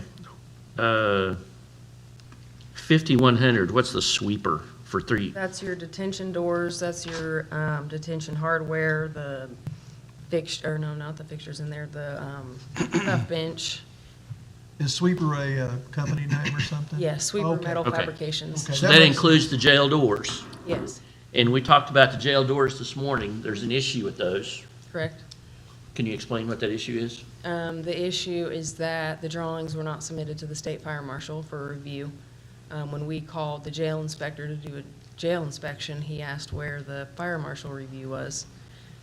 We sent him the fire marshal review by your fire marshal, and he said, no, I need the state fire marshal. So anyways, that sent us down there. Since the state fire marshal had never reviewed the drawings, we had to start that process. He wants the cells fire rated.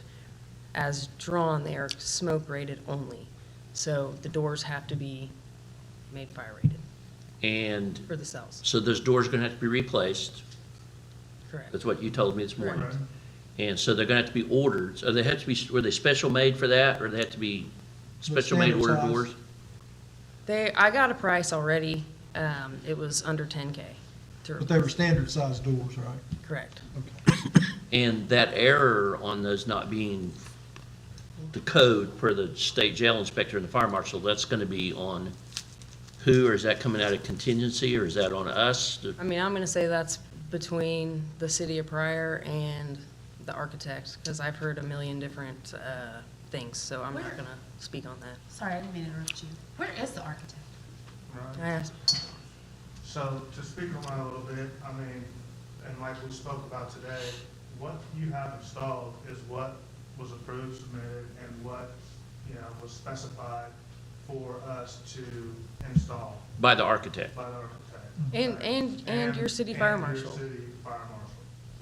Okay? There's a disagreement between the state fire marshal. There's kind of a gray area once the detention facility, penal facility, came into play and took it out of his jurisdiction. Now the state fire marshal had to be made aware of it. And you said that the replacement or cost for those doors are gonna be between us and the architect, but somebody's gotta pay for them to be reordered and put in. And who's gonna pay for? Well, contractually, we're complete with that area. Because we've installed it. Since- So that's on us then.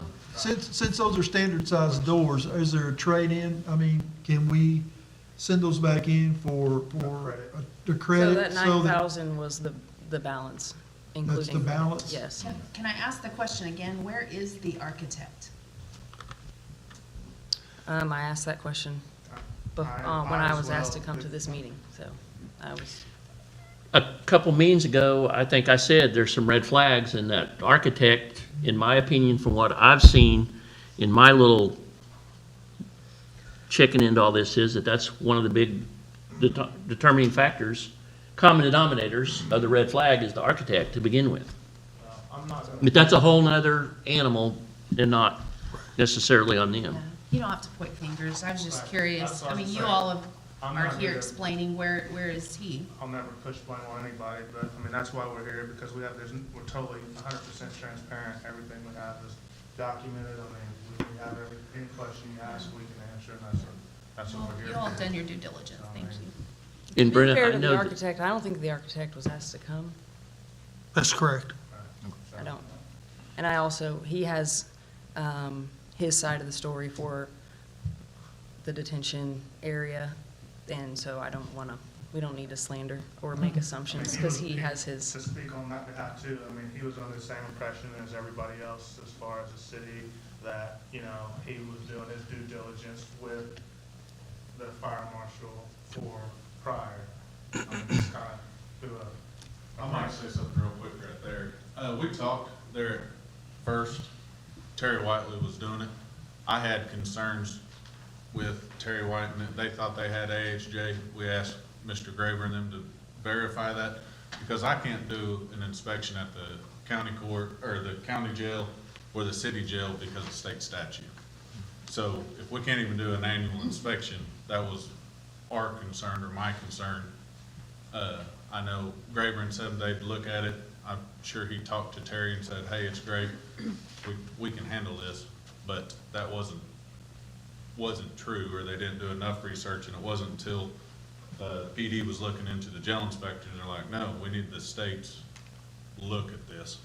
So I don't know if it was Terry misled Graber or how that all fell, but that was one of those deals. It was brought up just because of the simple fact, I can't do inspections on deals because of state statute, so if I can't inspect them, I can't review them either. Terry's our third-party consultant we use, or before he retired, he was the one. So wasn't there another issue too, that had to do with the fire marshal with the going up? We have issues like with the hood and Mo's chasing that one. I talked to the guys that did the hood. At some point, Terry and Graver switched the hoods out to go over our ovens and stoves. They made a change to that,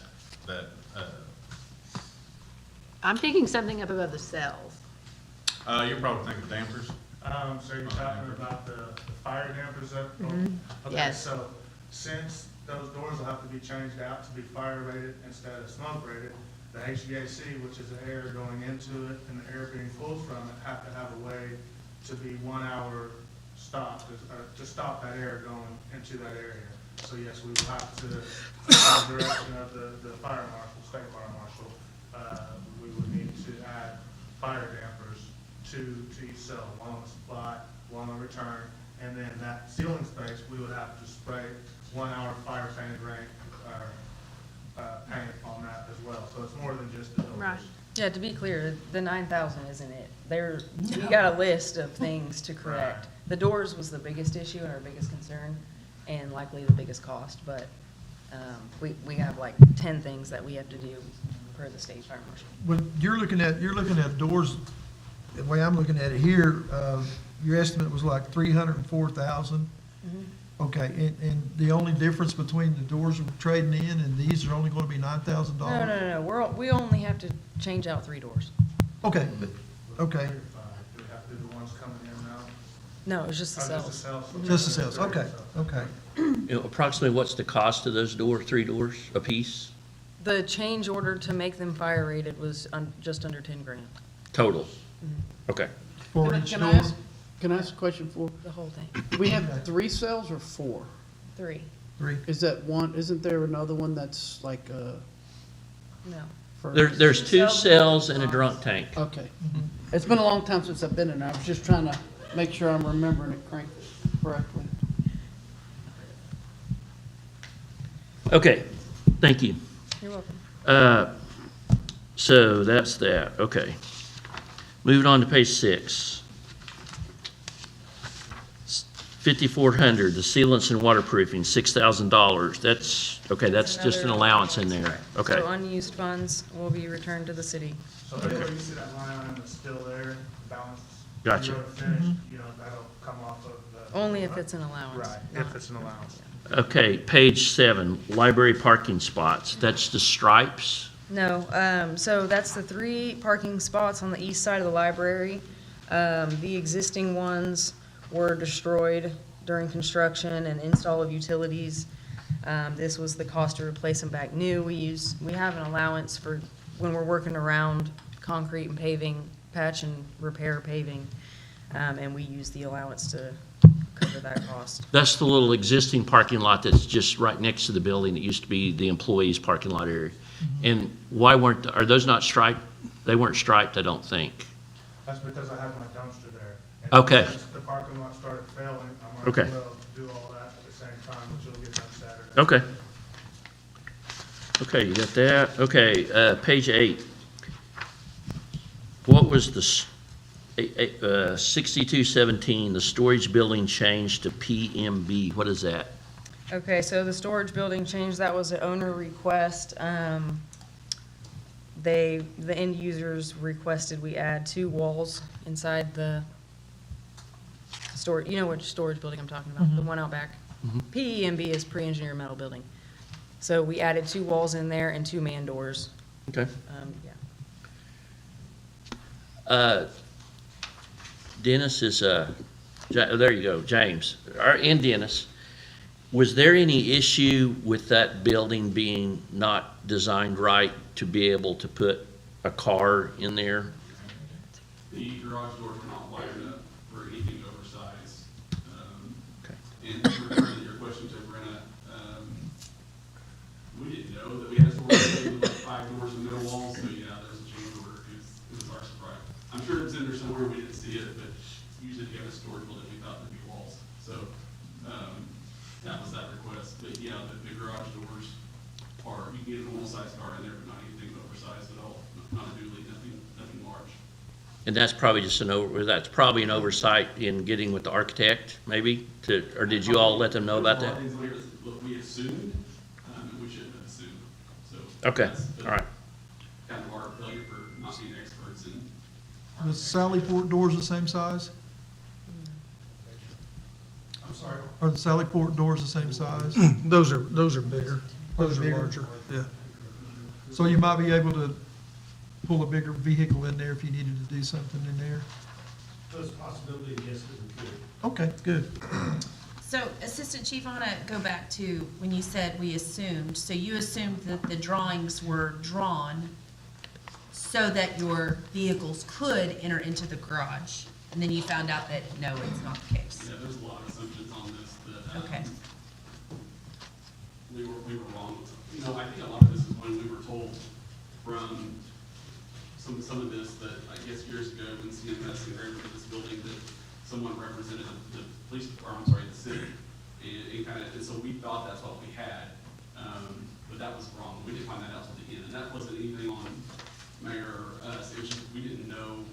Who was at the table when the, Yeah, who was supposed to be our expert in this, and so that's been a lot of the screw up, because we assumed a lot of it, and then we get in there, and that's not the way it was, so, yeah, it's been fun. I see the Yeah, but to smiles. speak to that too, I mean, and I'm not pushing blame on anybody. As far as the initial design, I mean, and functionability of the project, you know, we probably weren't even brought in until after you Yeah. already had your And let me be clear, so I'm not going to this design document. like, it was, from what I understand, we were talking to maybe like a month or two ago, when this thing was starting to wrap up. That's something that we maybe purchased last time when they were building City Hall, and we didn't do that this time. So it was like something that we thought we were getting, but we didn't actually get. So that's been a lot of frustration on our end, on the end user end, on how that works. But a lot of that's just miscommunication on how that goes. So a lot of the design work, yeah, I don't know who was there. That was BK and Chief and I and Bomber with the architect.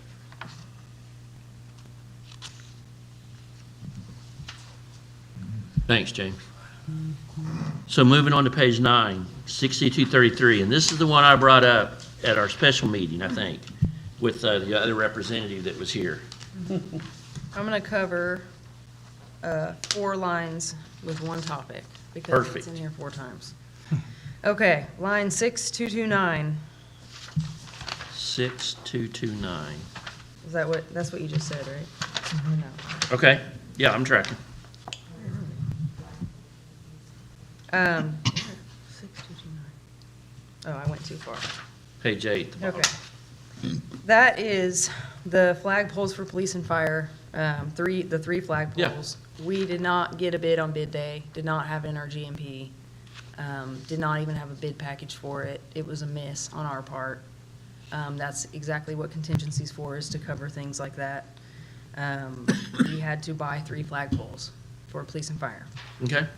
Line 11,400, which is an allowance, and it says flagpole and light at museum, that it says $0. That's the $8,000 one? No, it should say, the actual line 11,400 says $0. Okay, so, so I set an allowance here because, we knew that they were adding a flagpole at the library, but we could not get an accurate design from the architect before we had that change order. It was an owner change order, and I think it was, So you're saying this flagpole was going to be different than the others? no, there wasn't one at the library in the drawings, Okay. ever. We knew Carrie wanted one, we knew a design was coming, we plugged a number, we knew there was gonna be a little bit of concrete, probably a light. I plugged $8,000 to cover, more than cover, what we were under the impression that we were gonna do. We did this was for the museum prime contract change order. We got the prime contract change order signed with the $8,000 allowance. For one flagpole. for one flagpole and a light with electrical conduit and power and, yeah. When I finally got the design, it was more than just a flagpole and a light. It included a light for the flagpoles at police and fire and also a concrete sidewalk and apron around signs at both buildings. Underground power to the lights was a significant portion of the change because the slab at police and fire was already poured at this point. I had no clue that we were adding a light over there when I got this drawing. So the total cost of that change was $12,027.78. I used the $8,000 from the allowance, which is why that line's zero, and I needed $4,027.78 to cover the remainder, which is CMOD 33, which is line 6233. Is there ever a time in the process, as a professional, that you think, that's odd that they would ask us to go back and tear up the concrete that we just poured? Is there ever a conversation that's had from anyone that says, do you really want to do that? To save the $4,000? I mean, I know you have to follow what the architect. Does anybody ever say, time out, let's have a discussion, is this reasonable? I mean, we discussed it in every OAC, every change. We met twice a week with end users, architect, my whole project team. And so people were like, sure, it's reasonable. What's $4,000?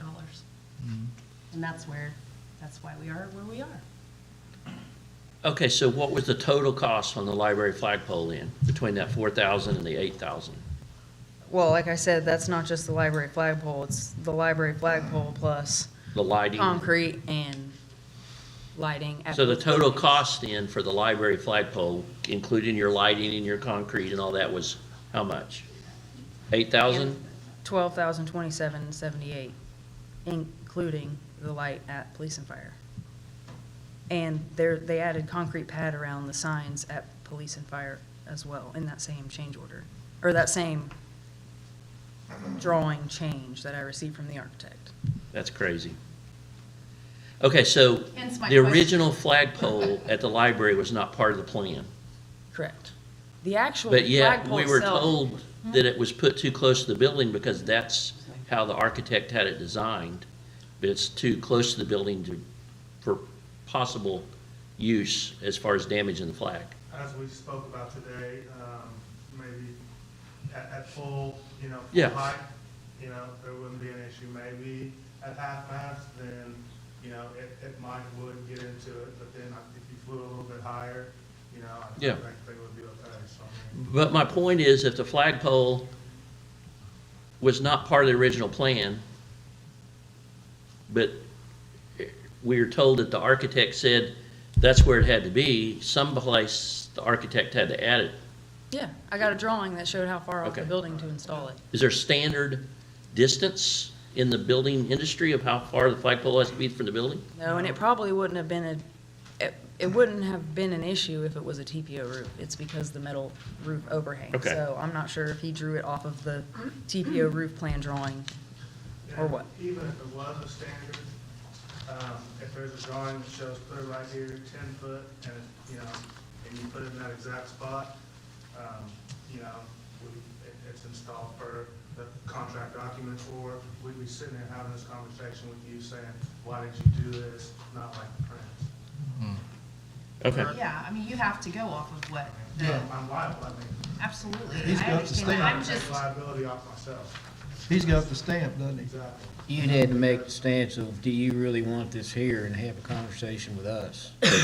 Or Right, but, Carrie. and it's probably in the RFI log, I don't know if you guys have seen that, each of those, how many changes, 118?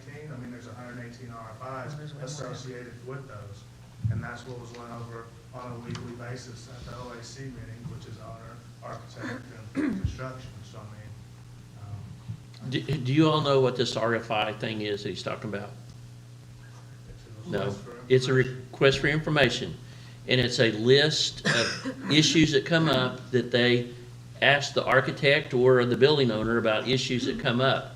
And there are a few things that Mo pointed out to me today that they have asked the architect for along the process or progress of this project that they never even got an answer for. And then they finally had to stick with what was on the plan, even though they had questioned it was wrong, but he would not answer them. And therefore, they're at this point, and they just gotta press on with There what is not- was in the plan. There's not one change that has been made on this project that has not been RFI executed and given us direction to make that change. I mean, you can't do business like that, so I mean. No, and where my frustration was not necessarily, it was not towards you. I mean, you're doing what you have to do. The frustration was, is there ever a voice of reason for somebody to say, okay, this money is adding up I mean, on our end? We were at a point in the OACs where Brenda, about when I first started coming out here, to where we pretty much tried to stop I did. money from being spent. I mean, I told everybody in the OAC that this is not gonna end well if we don't stop spending contingency on wants, not needs. Because you were burning your contingency money and then change orders had to come and you knew that you were gonna have to sit right there at the mic. Especially after change order 5, after I stood up here, I told the whole team I wasn't coming back here to ask for more money, because that was, I mean, I felt like I was getting the blame for that whole change order, and I wasn't the one making the changes. And what was the date on change order 5? July 5th. Before me. well, it's not like we weren't trying to give you guys what you wanted, what you needed, whether it was a want or a need. I mean, it's whatever. We just, like I said, we cannot keep, exceed that guaranteed maximum price. So, I mean, once you get to the end, because there's going to be bumps, hills you got to cross, or just stepping stones, things are going to happen. So, I mean, we have to make sure that that money was there till we could see the end of the tunnel at the project. And then if you want to change something, hey, then, at You least might we have know some we money have left the over. funds to do it now. But then, So you came to me and you said, we gotta put the brakes on this. We gotta put the brakes on this, and we did. But we were engineering on the fly. We were engineering on the fly to try to keep the progress going and trying to keep the subs busy doing what we needed for them to do. I mean, So- kind of getting off topic, like us and a lot of our subs did a lot of work at risk in order to keep the job going, especially the electrician. Yeah. They are owed a lot of So Yvette, thanks, I would say. to answer your question, Yvette, I wonder, and I don't know, is, like, if I was building a house, I think I would notice. But if I was building 3 houses at one time, I don't know that I would notice that exactly what, I think maybe that's where some of this, when we weren't saying, Because commercial construction is a lot different than a. It is, but I'm saying, so we had 3 projects running, and my point is, 3 projects running, and so I don't know that fire was aware of what police was doing, and police, I mean, the communication and the, I don't know that, I don't think it's a big problem, but I'm just saying, maybe that's how. Well, I mean, it's obviously a problem now, Well, yeah. So what we're doing now is we're working to resolve the problem. We're also working to understand. Right. And ad hoc is going to give a report here in a little while, so. So, the high dollar flagpole at the library, we're going to, somebody, I don't remember if it was you or you, had told me that the city is gonna probably eat that and or out of our funds to move it into the proper place, tear up the concrete, move it. Well, it needs to happen. It needs to Right, happen. but I'm just so- confirming that that's how that's gonna be remedied. for the record, I didn't. Okay. Okay. We still have to move lighting and everything to do that. I know that I had seen something about maybe over by the memorial, over by the benches, but like you said, you would still need to get power out there, so. Thank you. So 6258 at the bottom of page 9, the DSS 2 and 3 upsizing for just under 15,000. What is that? Okay, so the line sets were too long for that size of unit from where they were set. They're on the second floor mezzanine where the IT equipment is. They can't be set. The indoor and outdoor units cannot be that far apart. Okay. the top of page 10, 6,400, and really this is on a lot of probably the other items, but I'm just throwing this out generically. This builder's risk insurance. So we're paying for more or less a premium for some sort of builder's risk, we're paying for builder's risk insurance, right? You know what builder's risk? No, I don't. What is Okay. that? So that is in the event of a natural disaster, tornado comes through, fire burns the building down. Whoops, sorry. Okay. Covers everything, including, say if it was an apartment complex, it would include lost rent and any lost monetary, and obviously the physical building. Okay. I just didn't know what that meant. Yes. 8,700, the overhead door height adjustment, 51, a little over 51,000.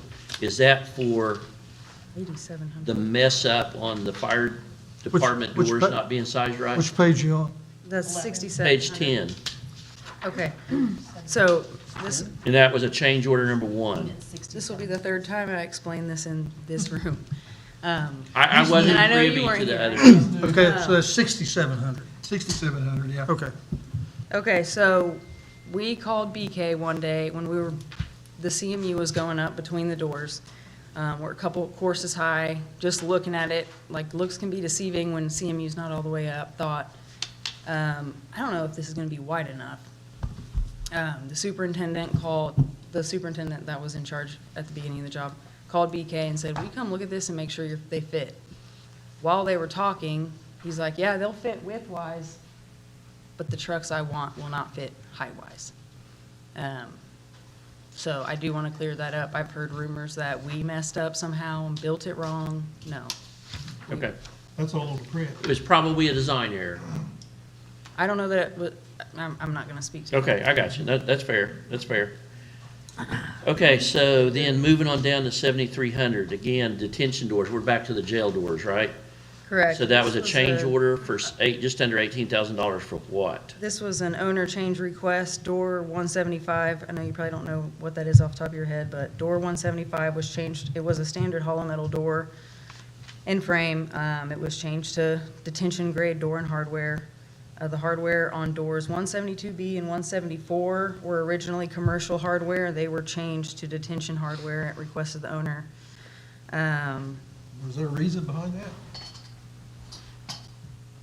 Which doors are those? The hall door going into? 172B. Yeah, that's the entry ones into the, Yeah, because it's a jail facility. You can't have a regular door in the jail facility. They put standard doors in the jail facility. Okay. Once you enter them. But they have regular glass in the doors, right? regular, no. Okay, so those are unbreakable glass in there?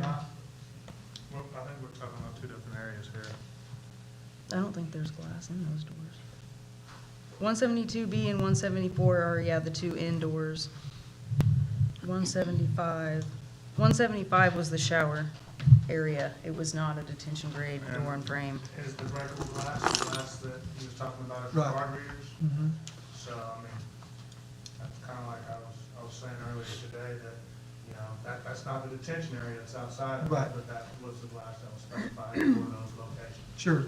And, you know, if we was to change it, whether via adding a film or any other, you know, product, that would be an expense to be on review. Okay.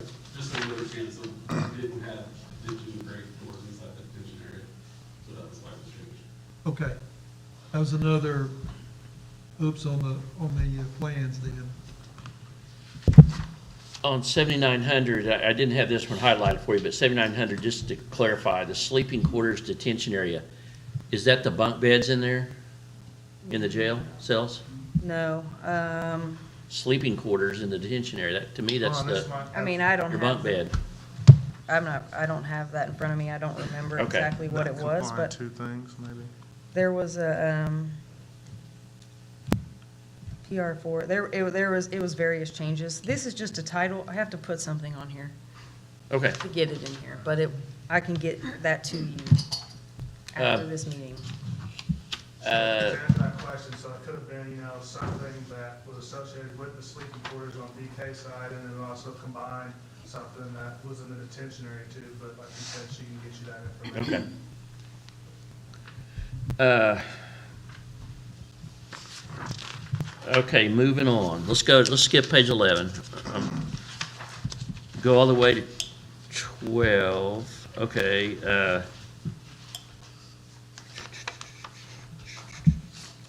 Okay. 11534 and 11536. Okay. And I know this has to do with the ADA stuff, So. but the let's draw- think common sense on this. So the drawings called for the fold-down showers, or fold-down Yeah. seats outside of the showers.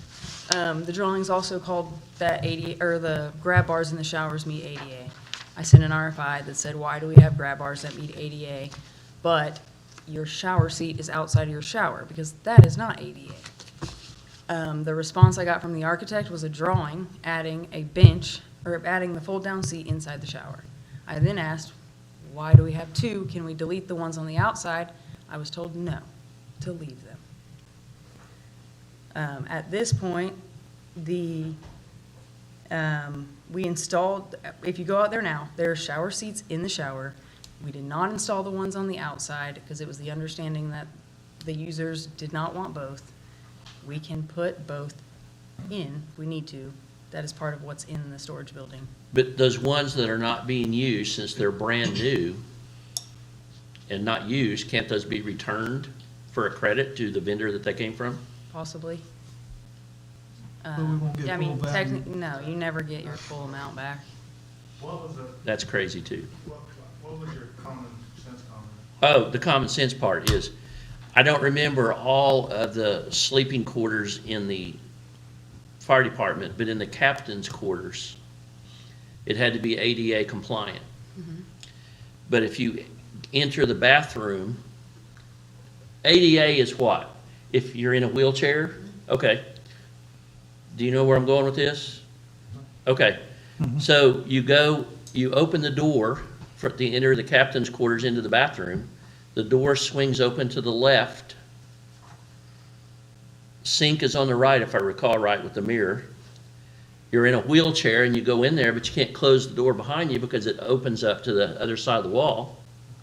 And even if you were able to close the door and you're in the wheelchair, to get to the shower, to take the shower, you have to step over.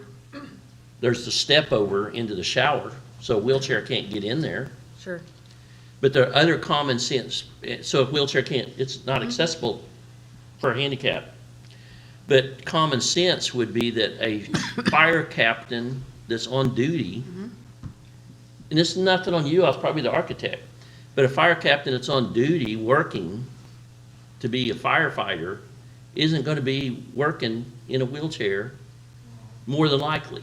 Right. So They're going to be home on sick leave. Right, so maybe the only issue in that scenario would be, and this is just throwing things out there, is maybe that space that had a handicap signage on that door was not actually meant to be a handicap space in that location. So then Well, that could be, but if we had to go compliant with ADA on the shower seats and stuff, shouldn't it all have to be? I mean, I never got it. I don't even think to this day if I got an answer to the question, is this building ADA compliant, required or not? I asked it probably 500 times. And I'm very glad that you You all asked do it. that RFI tool. You asked it I to asked the it from the architect? architect, I asked it in multiple OACs, I asked it multiple emails. Like I said, when I asked about I was like, why do we have ADA grab bars with, what are we doing here? I just got a drawing back to make a change. I didn't get even an answer to my question. And then you said the user said, no, we don't want it that way, so the user trumps the architect drawing? No, the ones on the outside of the shower are not required for ADA. I mean, That's a like I said, I can go put them in. So the seats that we got then, we're just throwing the money away on those. I mean, I don't know what you mean by throwing the money away. An unnecessary expense. It's not needed. Like she stated, we can, But we're still paying for it. More than happy to install it. Those are already paid. Well, no. I'm not saying install it because it's up to them. Right, but so I'm just saying that from a person paying the bill, to me, it's stupid. But I can try to, let me try to return them at least. One thing about common sense, to speak to that, is, I mean, if I was to have deviated from the plans based on your common sense, I'd be in a lawsuit right now. It's not your fault. No, I'm just It's saying, on the but architect. then just the way that you speak to that, you know, it's kind of toward me when it comes to common sense. So, I mean, you know, that's all I'm saying. So I think this goes back to what I was trying to ask earlier. So in the AOC meetings and the RFI, who ultimately has the decision to say, no, don't follow the architect drawing? Because it's not a good use of money, it's not a good use of function. Does anybody have the authority to trump and say, no, you're not gonna follow the architect drawing, they're gonna go back and redraw it? Yeah. And who is that person? If the owner Sure. disagrees with what's drawn, they can certainly have a discussion with him. He has to, I mean, you're gonna want his opinion, because he is the one that is knowledgeable on the codes and why he drew it this way, and, So were the owners at every one of those meetings? yes. Yes. Okay. And who's the city's representative owner per the contract? Who's the There- I one don't think person there's a that's the named- owner? There's not a named person in our Actually, contract. It there just is says- Larry Lees So, as the representative. He's not named in our GMP. Okay. Well, the two contracts from you that I'm are just- attached. Okay. I'm just one that signs. Yeah. I'm the one that signs. So owners were there. Mayor was there for most of those meetings, not for all of them, but for most of them. And there were representatives from police and fire and library at all of those meetings. Correct. Moving on to page 13, 11671. What is the added TPO curb at the library north canopy? What does that mean? Okay, so on the north canopy, you go out there and look, you can see the metal panels come down to the top of that canopy. If we were to take the metal panels all the way to the canopy, then you're never gonna get a watertight seal. Water goes underneath the metal panels into your building. So, or trapped, it would be trapped back there. So we had to curb the TPO up so that water would stop, like basically dam it on the canopy. Okay. Page 14, the only thing I got marked on there is 13100. That's the library parking lot patch job. That's what that project, that part is, right? Yeah, that was to, and the sidewalks. On the north side. Because the city paid for, or the city installed the ones on the south side. No, that was for only sidewalks within, excluding the ones that are adjacent parallel to your street. So it was everything inside. Okay. Down on the, probably the northeast area there where that was put in. Page 15, I'm just going to ask about one of those, well, actually two. 14972, the move a gas line for, Okay, 14972, this was, we made a substantial number of changes. Actually, I just have this contingency mod here. which building was that in? Library. Okay. So there was some issues with mechanical. Okay. We couldn't, I mean, none of the duct would fit above the ceiling and below your roof joist. So everything, a lot of stuff was routed up above your old roof and back down. Things had to be rearranged in that northeast mechanical closet, the exterior one. And when doing so, we changed the door opening from, I think it was a single door when we went to a double door. So when we installed the double door, there wasn't a gas line had already installed, which was outside of the original single door, but now when I double the door, it's inside the doorway. So I had to relocate that Okay. gas line. In that email that was sent, there was some other questions that was at the bottom of the email. Yeah. I don't Fuel recall tank. what they are. Fuel tank, Fuel tank. Repair library. What can you tell, and I don't remember what those other questions were. I think the mayor may have had something to do with that, library but, parking lot, but that was addressed. yeah, we got that taken care of. And material left over. Okay. Okay. Tell us the story about the fuel tank. So- And where is that, what page is that on? Because I couldn't find it anywhere on this. I Okay, may- so that's in line 5200, and that's under the plumbing bid package. That was, the fuel tank was on the original drawings that we bid on bid day. There was never a change. We bid exactly what was drawn. We submitted a submittal to the architect with exactly what was drawn. Stated in the submittal that there are no specifications. Please carefully review this and make sure that this is exactly what you want. And it was approved by the architect. We ordered the fuel tank, we installed the fuel tank, and when we went to go have our inspection for C of O, Terry Whiteley said, this does not meet code. Okay. So the fuel tank, what was the total cost of the tank and the installation of it? I do not know, because it is in the plumber's base bid, Okay. Did the tank have to be specially ordered? yes. And who is the vendor? Where did it come from? It came, actually, I have this. That was Hall Tank Company, I believe, was it not? All built it, I believe, probably. Petroleum Marketers, I think, is the local. So it had to be special built for this, for these bid specs? Correct. The tank that Okay. And was the tank that was bid, was what you wanted submitted to the architect? we just wanted a dual storage for diesel and gas above the ground. Okay.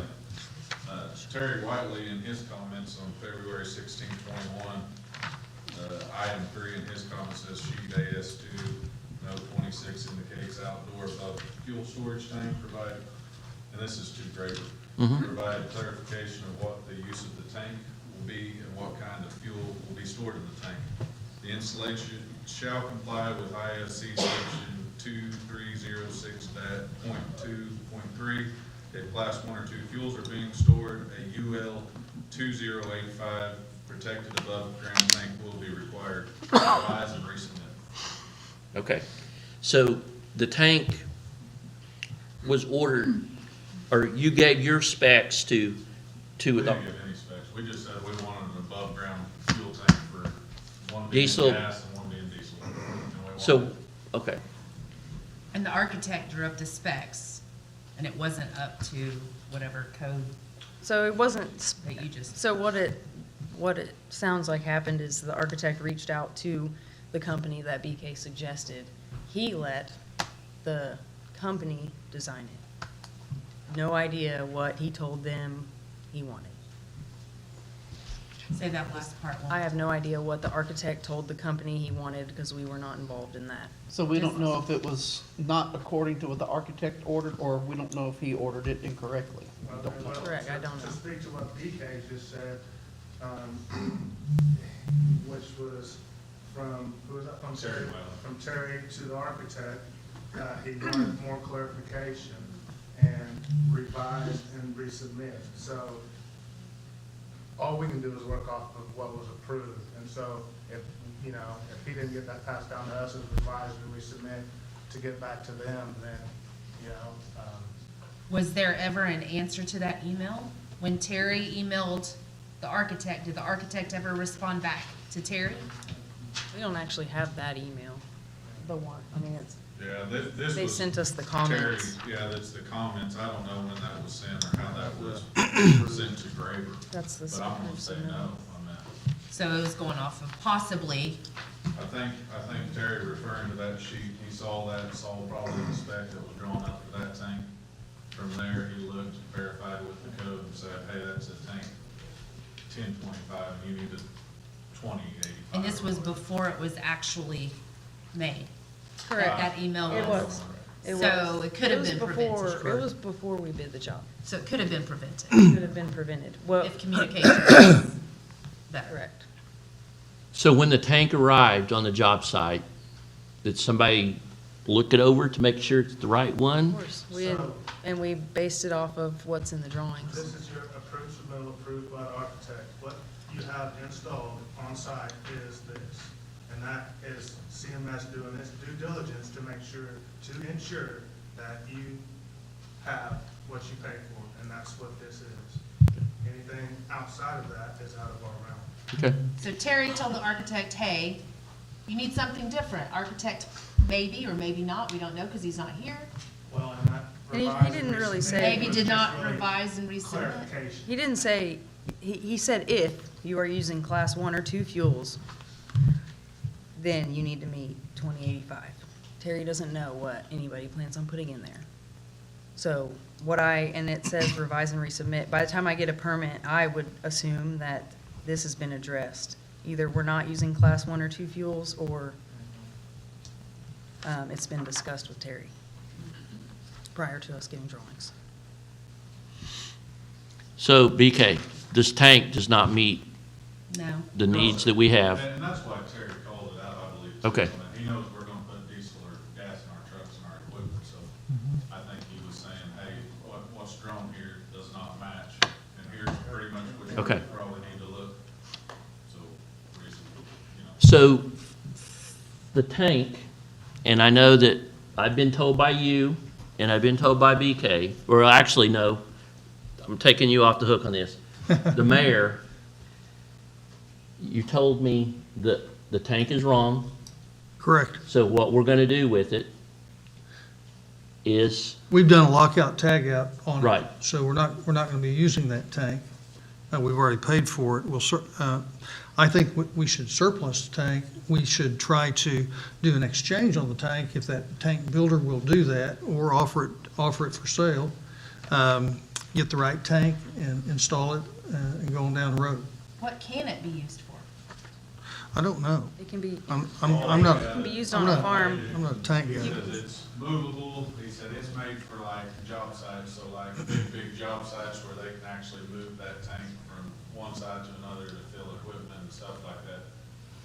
It's just missing an inner layer of, he called it like a soft cement that makes it bullet or puncture resistant. Is that because it's a police station that we have to have that? Would another, No, it's in city limits. okay, thank you. So, I mean, it might be something that, so what will probably County happen, commissioner may be wanting. so what will probably happen, Yvette, is that we'll declare it surplus, And get put it up at a sale, and quarter maybe of get the a, cost. maybe get $200 or $300 from it from the farmer, they'll probably use it. That's speculation, And but, that's why you have a lot of attic stock out there as well. Say that it will go further. Attic- That ex- That reserve. is Attic part stock. of the question, as far, not Oh. attic stock, but just some of your materials left over. So from some of these changes, not some, which we're not to that, but from some of the changes that were made as far as like with the doors, changes were made after these doors were already ordered. And so, say for example, just put the dollar amount to, say, he pays $500 for that door originally when the job bid. If I was to try to give that back after getting painted a custom color, you might get $25 for it, versus being able to put that door out in the shed, and if they mess up the door or add one later, you've got one on site to use. So, I mean, do we know what those doors cost? I asked you that this morning, but do you know? Like, I mean, just roughly. $200, under $200. a couple $100. So the extra one, we'll just go there. The extra one for police and fire was a door that was deleted in the corridor. It got missed. The deletion, we got a credit, but the deletion got missed by the supplier. They basically gave you that door for free. The library one, that was never a door. The door number on it is for an opening that never had a door in it. Okay, The door spot was messed up. okay. And I'll just go through everything that's in there. There's extra millwork. Some of it was removed when we made changes at the evidence lockers, and there was just extras made by the millwork subcontractor.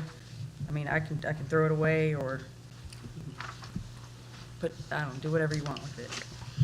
The hardware, the supplier sent the incorrect items. When we told him, he just shipped us the right stuff at no cost, so you didn't pay for that. The flooring material, that's attic stock. We're required to give you surplus of stuff in case you damage something or, want to make some changes or scratch a tile. The mirror out there, so the supplier missed one mirror when he shipped them to us. When we were like, hey, you're missing a mirror, he said, well, I'll get you a mirror, but it's not going to be until December. Like, well, that's not going to work because we're turning the building over. So we bought a mirror with our money to give you something. Before we had punch lists, the mirror showed up. So we switched them out. So that's what that mirror's from. The toilet accessories, there's paper towel dispensers in there. BK and James didn't want their paper towel dispensers installed in the kitchen, so we did not install them. And the grab bars, the supplier just overshipped too many grab bars. And we talked about the doors. There's also blue shelving in there. The police side, they moved their shelving into a different room, which was smaller, and it couldn't fit an extra piece of shelving, so that shelving's in there.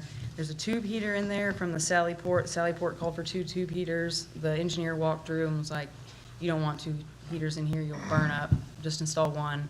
We had already bought the heater, we got a credit for labor, put the heater in your storage building.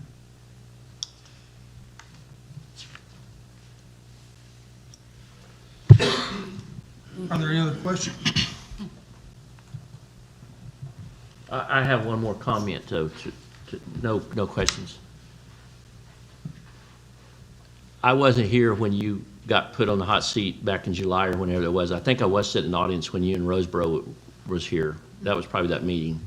But I want to say thank you very much, Mo and Brenna, for coming to us and talking to us and explaining this stuff. Yes. Sure. Because there's a lot to comprehend and a lot of errors that's been made by whatever cause. And I think I'm speaking for the group, we appreciate you coming and taking time out of your long, long day to come over here and do this. Yeah. And say thank you. Appreciate the tour this morning, too. You guys can reach out to us, I mean, that's what we're here for. I mean, if you have any questions, don't hesitate to ask us to where you don't have to take up, everybody's time. I mean, like I said, it's all, we're 100% transparent here. There's nothing we can't hide. There's nothing we're trying to hide, nothing we will hide, so. So you're the new project manager, or that's what I call it. What do you, okay, superintendent. You're the project, are you over her then, or who's in the hierarchy? We're next to each other. Okay, you're next to, you're, okay. This is kind of why, It is, I mean, there's really kind of no ranking. I mean, it's kind of like a team. Okay. The person handles the financial, handles the. and you just got put on the job recently. A few months ago, yeah. Why was Roseboro replaced on the job? So as we extended the duration of this job, because of all the changes, he was already slated to start, previously slated to start a job. It was supposed to work out perfectly when this one ended, that one started. Unfortunately, this one got extended. And he had to go take care of the other obligation. Okay. The job I was supposed to start got postponed. Okay. So kind of worked out for everyone. Okay, thank you. Everyone good? Any other questions? Thank you so much. Thank you. Thank you. There's a motion, and there's a second, and there is much discussion. Lots of questions. Well, hold on just a moment. I've got one more question, just one more about the bill here. It says that the balance to finish plus retainage is $417,000. How many more of these application invoices can we expect? So I would like to do one more. It all depends on what we're doing with the jail. We didn't discuss that. Let's discuss. Am I doing the jail, or that's a Okay, question on the table? but probably one more, hopefully. Okay, If we're doing the jail, there's probably gonna be a couple, because I'm gonna have to pay, I'm gonna have to pay some bills. And I can't, so I won't final bill until everything's completely done, 100% punch list is done, and I can bill for retainage. So Okay. that will be the last one. okay, thank you. So when is the decision, sorry, You're fine. these questions are coming as you're walking away. When is the decision going to be made about the jail? So I received a final design from the architect for the jail based on the fire marshal changes over like the Christmas and New Year's break. So we're working on pricing. I think once we have pricing finalized, we'll present it to the mayor, discuss it, how we're gonna move forward, lead times, when it can happen, et cetera, and make a decision from there. Chief, you, assistant chief, you've looked at the architectural drawings? No, you have not. So, No. I'm just saying, there's a common theme of some miscommunication between architect and user and you. My suggestion from this seat is you all probably need to look at those architectural drawings. Whether you follow my suggestion or not is entirely up to you.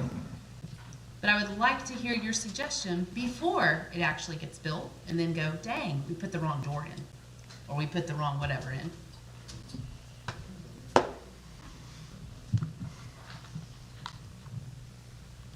Other comments? Thank you, Council Barham. Thank you. Taking my minutes.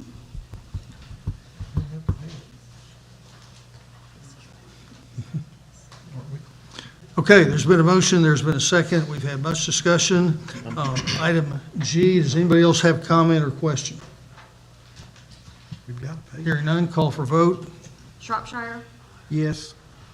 Nance. Yes. Smith, Yes. Barham, Yes. Gantier, No. Seaver, Yes. Lamar. No. Motion carries. We'll move back to item D, report and update from Ad hoc Audit Committee. Mr. Lamar. Okay, the report and the update from the ad hoc committee. Choya and I have been in touch, well, we have, as a group, we have been in touch with OML to get templates from other cities that have done this. And they have told me that they don't have any templates of proposals from other cities. And what they sent me was a proposal on how to build a sewer plant. And I had some difficulty with the lady in getting back with her, and finally I talked to somebody else, and the guy finally said, we don't have anything like that. Don't even know who to refer you to. So he did finally refer me as a last resort to Crawford and Crawford. I called Mr. Crawford and talked to him personally, and he told me that, well, he said, I don't have any advice for you either other than just to Google it. So we did get some advice and some input from some folks in on Google, and there has been started a draft put together of the report for the proposal for an audit from a financial standpoint. No one that we know of has one for a contract audit. So therefore, there is some language being put together in a draft to present to you all, hopefully within the next couple of weeks. At a we're going to probably ask for a special council meeting for us to sit around and also get input from everyone on possible information to put in the proposal. And I also talked to the city auditor, or not city auditor, well, is that what he is, Coker, or is he the city? He's our city accountant. City accountant. I also talked to him to get some advice, and he has offered to assist us in advice on this project. He was felt like he was kind of left out of the loop on why he was never consulted on this to begin with by anybody on the council or the mayor, anybody sitting at this table. And because he has some good advice and some good information to pass on, but he's never been consulted about even why he never even knew about it till he read it in the newspaper, that there was a consideration of an audit. So, Does he understand it's about this construction project and not necessarily about the well, all he city's knew about it was what was in the newspaper. But yeah, to answer your question, yes. Okay. Yes. So anyway, we're working on a draft to propose to you all for input on trying to come up with the final language. Where you can add or subtract or whatever we need to get the final. And we're gonna have to find somebody that is able to put it in the right language that needs to be. And believe me, this is not easy. It's fun. And we're trying to come up with language. We're trying with, we're not lawyers and we're not accountants, but we're working on some product for the group. But we're going to need some input from you all too on the draft that we're going to circulate around. Sure. But we're going to need to have a special council meeting to set and discuss the language in this. If there's liability found, let me see how I can word this. If there's liability found from another party, whatever evidence is needed for that I'm assuming needs to be in the RFP. Well, So that we make sure that RFP holds everything that we need for maybe one day future evidence. So that exactly. we don't have to go back a second time and say, oh, we need that, let's go do this again. What we're trying to break this down into two sections for a very specific reason. Number one, we'll go through the finance part of it first. And we're gonna have to go through the construction part. That would consider the architectural drawings and everything, and the construction, and who actually okayed all of this kind of stuff, and who, that kind of thing. That will all be in the second one.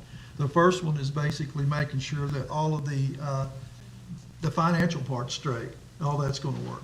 And I guess the biggest one is probably gonna be the construction part of it, which is gonna have a lot of questions. We had a lot of questions tonight, there'll be a lot more when that happens. And where did all the, I'll call them change orders, they've got a different term for them, but anyway, 116 change orders in this project, which that happens, we understand that happens. And we're gonna probably find out in the financial deal just exactly how much cost increased over the time that we had when we built it. That's gonna be another thing that we're gonna find out. So we're just looking to see if all the numbers work first. If the numbers work, then we'll go in to see maybe if they didn't, why they didn't, and that'll be in the construction end of the world.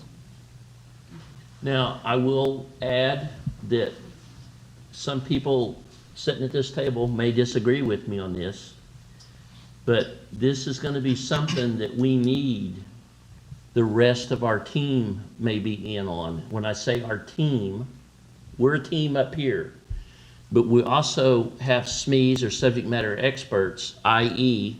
Mr. Coker and our city attorney, that we may need to get involved in this too, in writing some of the language on this. Do we have a Not budget? just us by ourselves. Have we thought about the cost?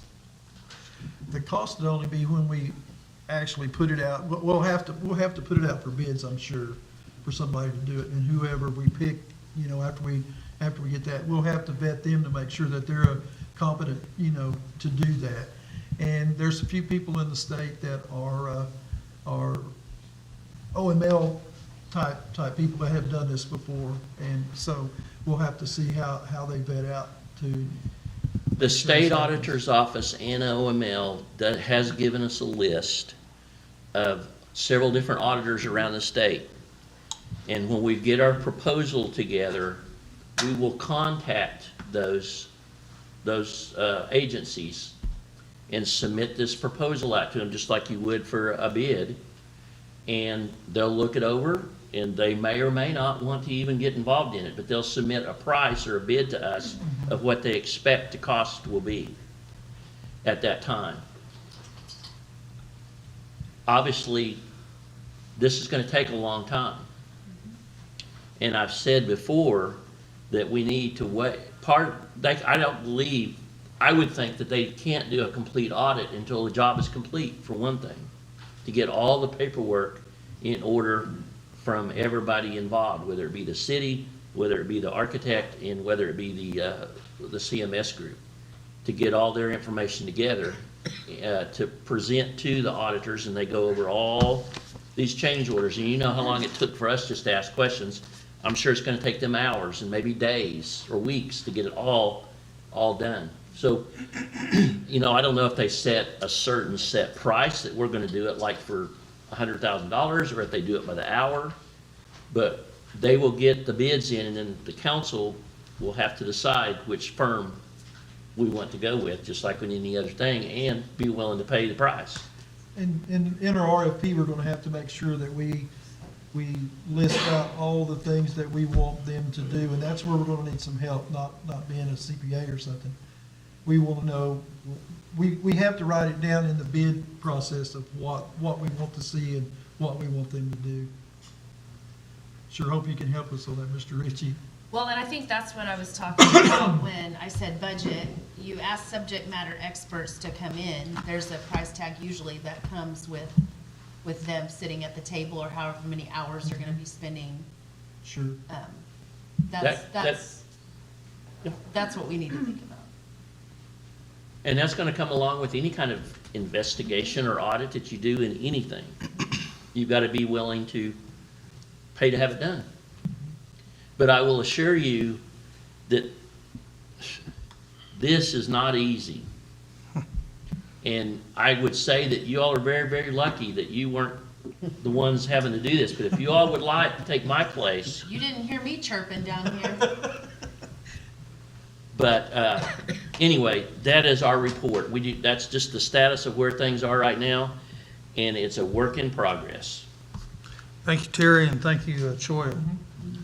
They have put hours and hours in so far. Thank you. Item E, discussion possible action regarding audit RFP language, draft language. Could we move no action on this one? 'Cause, I asked that this be put on there just in case we wanted to cover us to talk about things. But at this point, I would agree, no action on this item, if that's okay. The only thing that I'm gonna ask, and maybe, Mr. Ritchie, this is a question for you, is if there is liability in the end found, who do we talk to see what needs to be on the RFP, so that we have the proof if it gets to that point? Probably me. Okay. There's my suggestion, gentlemen. Okay. Now, I will add that I've been told by the mayor, and I'm gonna take him for his word on this, that the council has, and correct me if I'm wrong, but the council has paid over $600,000 so far to Jim Graber alone, on top of Willowbrook. That's correct. That's And correct. that we still owe him some money because he gets a percentage of everything that's done and change orders.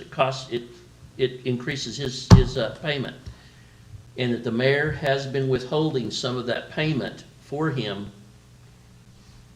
And that's correct. Yes. So anyway, the council in the past has already paid him $600,000, and we still owe him over 100, roughly. We're bound contractually to pay him. We are bound contractually to pay him. Those things that are out there hanging, I've chosen to hold up on those things. But we're contractually bound to pay him, so that would be something that will come to council for approval at some point in time. And that ties in with your question with him, I believe, correct me if I'm wrong, Kim, that for, what was the term you used? Liability? Liability. Maybe that's the wrong term. The architect or any kind of contractor can be held to pay for, what's the legal term I want to use? To pay for, if they've committed negligence, which has resulted in increased costs, that's damages, and they're responsible for it. Contractual clause, well, then that's a contractual breach and responsible for damages. Those are the two primary areas. so in plain English, that means that you can go after. Yeah, that's what, I want to make sure Person or whatever firm. we're asking the auditor to do, at the end of the day, if there is negligence found, that we have the evidence in the report, and we don't have to go out and say, oh, well, we need to prove that now. Well, there are many questions that have been answered, that have been asked and that have been answered that tie design flaw to the project. So I've been making those notes. I'm sure that others have been making those notes as well. And is there a performance bond that's involved with this kind of Errors action? and omissions. Excuse me? Errors and omissions. Okay. That's the word I was looking for, I'll go, yeah. Okay. So the RFP is saying, hey, this is what we want you to look for and do. And based on those results, if there's liability found wherever, well, the evidence is there, we're done with the auditors. Now we can take the Now we next have to, step. to see, okay, how are we gonna pursue it legally? Mhm. Or civilly, or however. Usually your CPAs, your auditors won't have the knowledge in the construction field, and that's where we're finding some problems, finding people that would be able to perform that investigation, I'll put it that way, instead of an audit. That's another complete profession. Okay. Item E, a motion for no action. So move. Motion. Second. Lamar, second Smith for no action on E. Call for vote. Nance, Yes.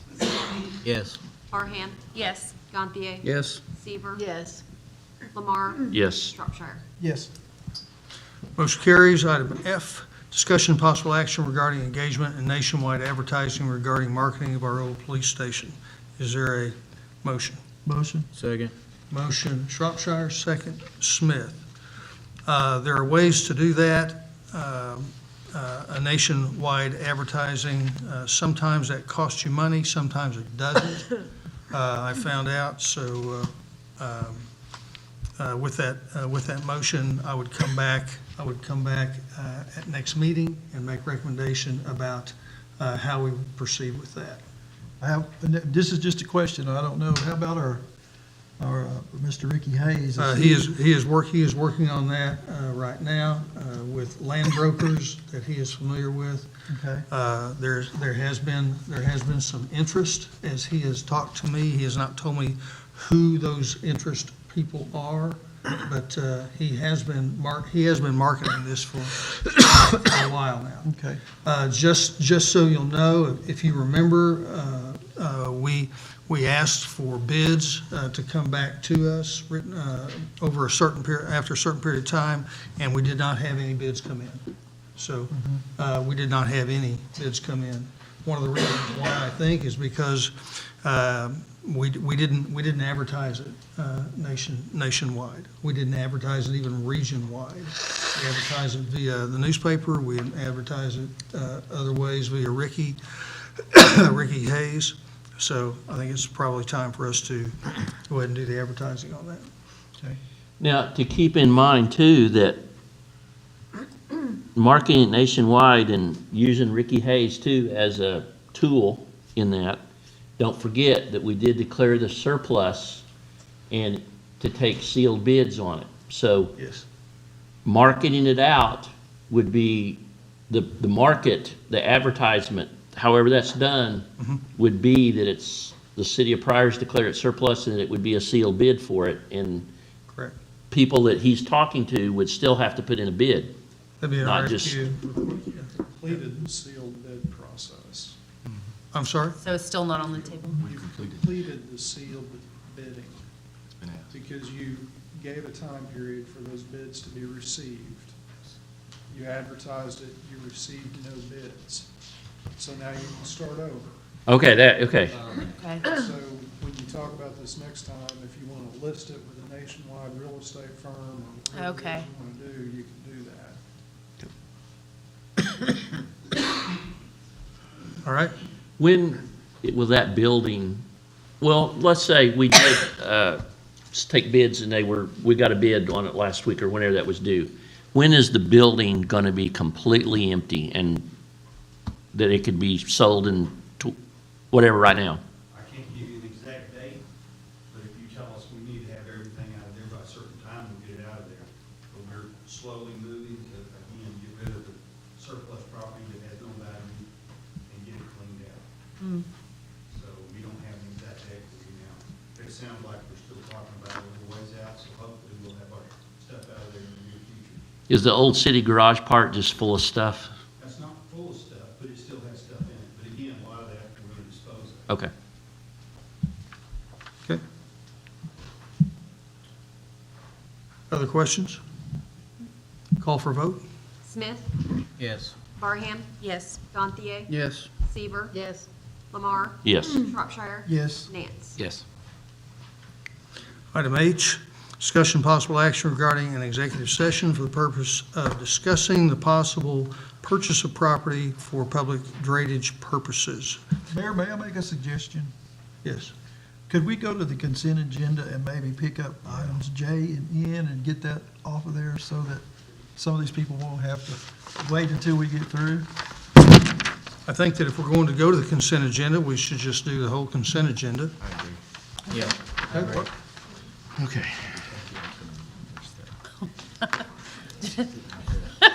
You're like, thank you.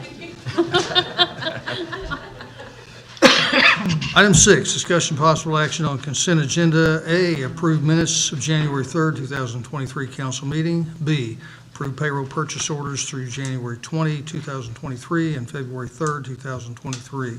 C, approve claims for purchase orders through January 17, 2023. D, acknowledge receipt of deficient purchase orders. E, approve October 2022 appropriations requests. F, approve November 2022 appropriation requests.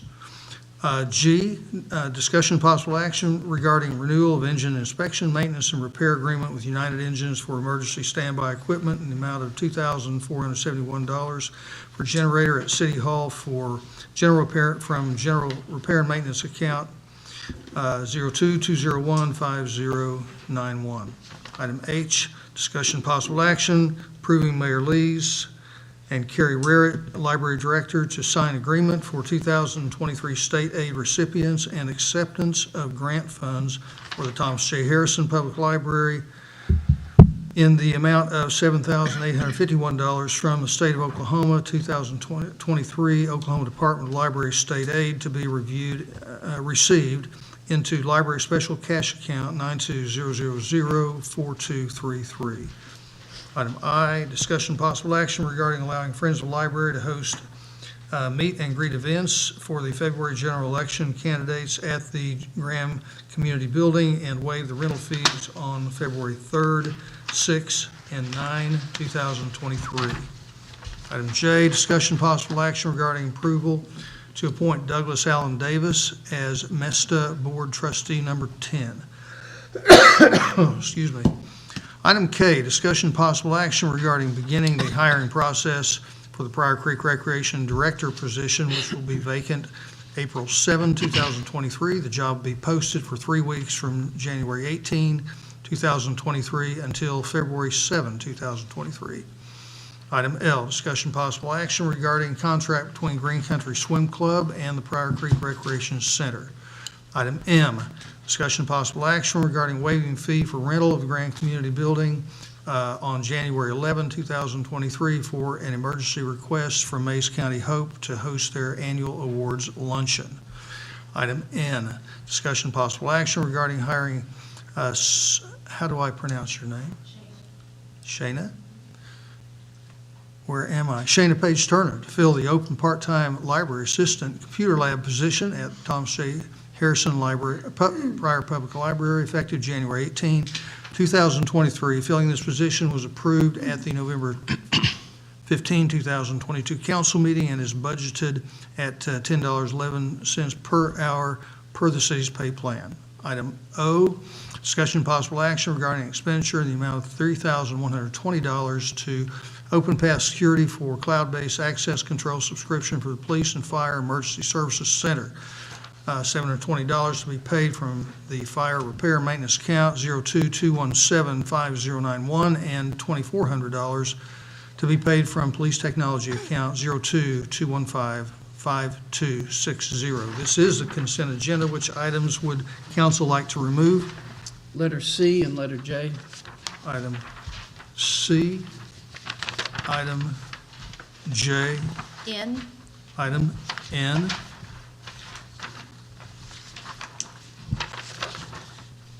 item C, item J, item N. Are there others?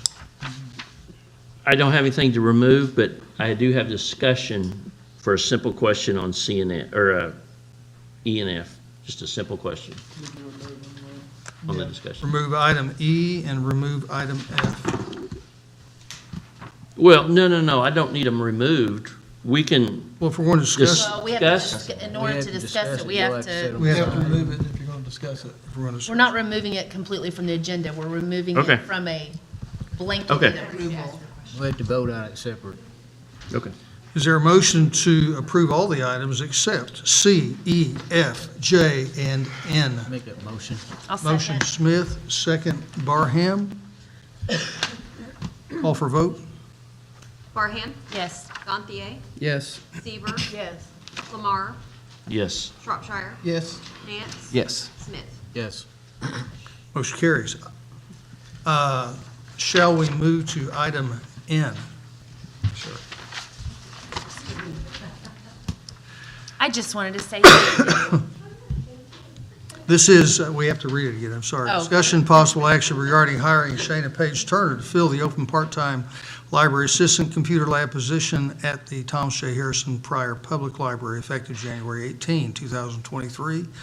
Filling this position was approved at the November 15, 2022 council meeting and is budgeted at $10.11 per hour per the city's pay plan. Is there a motion? Motion. Second. Motion Shropshire, second Lamar. Now, since you've waited this long, I figured we needed to announce your name twice. So, welcome. We're glad you're here. Excellent, excellent. Discussion? Questions? Call for a vote. Gantier? Yes. Seaver? Yes. Lamar? Yes. Shropshire? Yes. Nance? Yes. Smith? Yes. Barham? Yes. Congratulations. Congratulations. Welcome aboard. Okay, No, now you can quietly exit as we all watch. back to item C. Approved claims for purchase orders through January 17, 2023. Is there a motion? Motion. Motion Smith, Second. second Shropshire. Discussion? Yes. Question on PO. Sure, Nothing negative at all. sure. Just a little oversight. The purchase order for the membership dues for the deputy court clerk is $55, and that's what the PO's for, and that's all cool and dandy. And the bill says $55, but evidently it was paid with a city credit card. As a result of that, they charged an extra fee of $2.99, so the PO needs to be amended from $55 to $57.99. Can't, Darla, can you help me with that? With, What's it for? The dues for the deputy court clerk, membership dues, and They just charged the they charge credit card fee. If it was if they charged if it was paid with a credit card, it should have gone through the credit card bill. That's what this is. It Oh, says. it is? Okay. Well, it says Oklahoma Municipal Court Association in Piedmont, Oklahoma. It says your payment has processed and this is your receipt. Okay. But it was paid for with the credit card. okay, so he's wanting that purchase order to be amended to include the credit card charge. Because the PO just says 55, but it's not 55, it's 57.99. So it just needs to be amended. Show the credit card bill where it actually was, we were actually charged that amount? It does? No, both of these are from, Yeah, it shows, I'll let you look it over and you tell me. it shows the credit card charge. It says it's to Visa though on the PO. Yeah, but I was looking for the actual credit card statement. No, that's Oh, not, I don't have that's not there. Because it's possible that they waived it. I don't know. We'd have to look at the credit card statement to know, and Cheryl Lewis has that. We can certainly look at it. Can it just be pulled out of the stack and then you Yeah. can call Oh, yeah. one of us? Sure. So all of I'm us. just saying the PO needs to be changed if Okay. that's the case. So, That's all. yeah, so remove that one. Are there any others? I have a couple questions. Yes. One, I'm not comfortable signing. It's the Whitaker Park Tennis Facility Parking Improvement PO. Somebody else wants to sign it. It was in my stack. I voted no on that because I think that it's not proper for us to deal with that right now, so. We're that one. contractually obligated. Yeah, I'll sign it. And then, but this one, It's memberships for December, dealing with the golf course, and I'm not saying there's anything wrong. I just don't understand it. Are we, I mean, we are paying $2,214.82 for golf cart maintenance and memberships. That's per agreement with the, that's per agreement with the golf club, A&B Golf Club. So the city pays for this? Mhm. But it's, Out of the golf line item 41-415 there, that's out of the golf budget. Mhm. So this is coming out of their, Oh, okay. So what is it paying for? Golf cart maintenance. But my question is, why are we paying for memberships? That's, I mean, I understand golf cart maintenance, but memberships?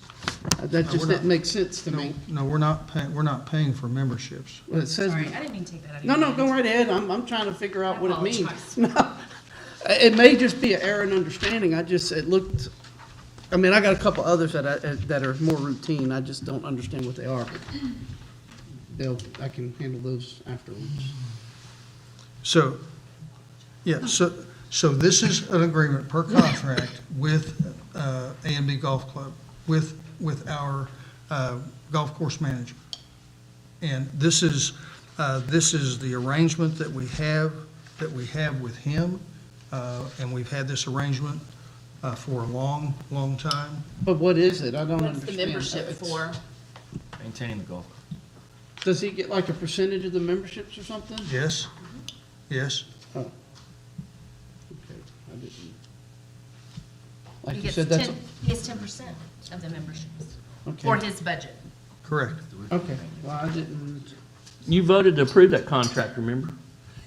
no, because I don't even, Listen, if anybody was gonna be remembered, it would be this guy. Yeah, no. I don't remember that. But if it's a contract, I just didn't understand it. Thank you, These- Chris. These other ones are just gonna be, they're not a problem. I just don't understand what they are, that's all. I'll take care of it later. It's just something that's different.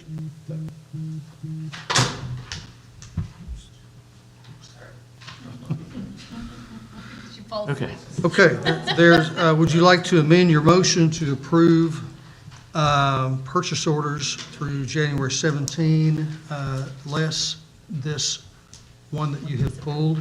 Yes. With the change. It's, Amend mine too. it's purchase, do you need the purchase order number? I need to, I just That'd be don't know what good. they are. I mean, this is. 222 So here it is. 022 1732. Okay. I just don't understand. And who made that motion? Smith, second by Shropshire. Would you like to amend your motion? I'll amend my motion. I'll second. Very good. Call for vote. Seaver, He still has two, he hasn't assigned. No, but that's not a problem. I'm gonna sign them. It's just I'm wanting to understand what I'm signing. Those I had questions on. These are like, I just don't know who iSolved is and. just- iSolved is how we do our payroll. When everybody clocks in and clocks Okay. out, that is iSolved. That's what I say. I figured it was simple things. I just didn't have a chance to ask before the meeting. Usually when I have a question, the other one is just vehicle counts on the street. I just don't understand what it is. That's a counter. That's a vehicle counter. Traffic counter. That's through street department. Oh, okay. That's why I say the simple things. It's just usually I have enough time before the meeting to get to it. I just didn't have that. Those other two I had questions on that. I just. All right. Seaver, Yes. Lamar, Yes. Shropshire, Yes. Dance, Yes. Smith, Yes. Barham, Yes. Gantier. Yes. Motion carries.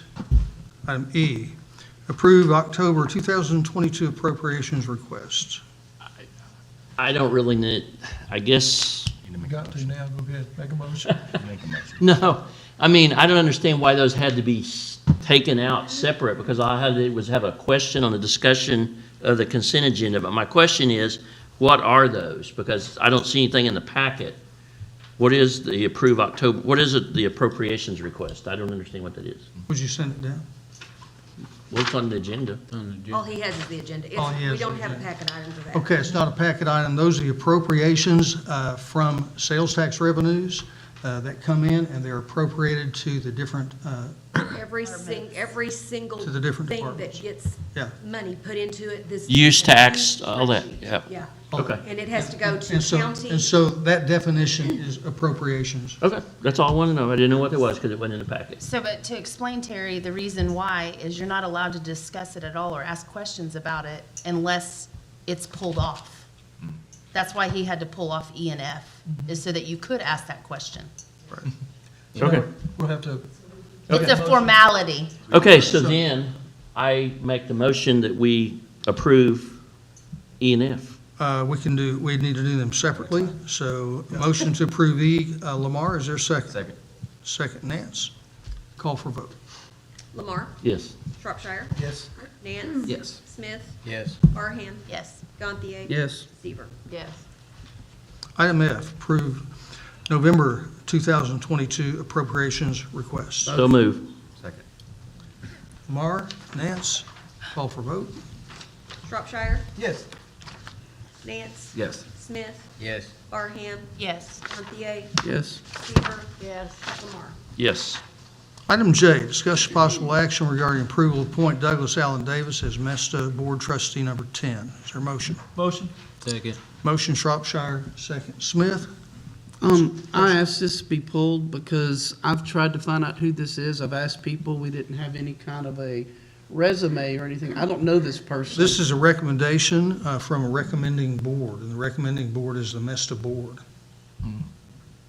It's so- actually a county association, It's isn't a it? county association, and the city is attached. And Casey King was our appointee for that board. He had some other stuff. He works for GRDA Police. He had some other stuff, so he was gonna have to step down at this deal, and he actually recommended Alan Davis to fill our seat. Alan Davis is actually one of our volunteer firemen also, been on the board previously. So I called the mayor and we talked about that, if we want to take that. Alan Davis is willing to step up and do it.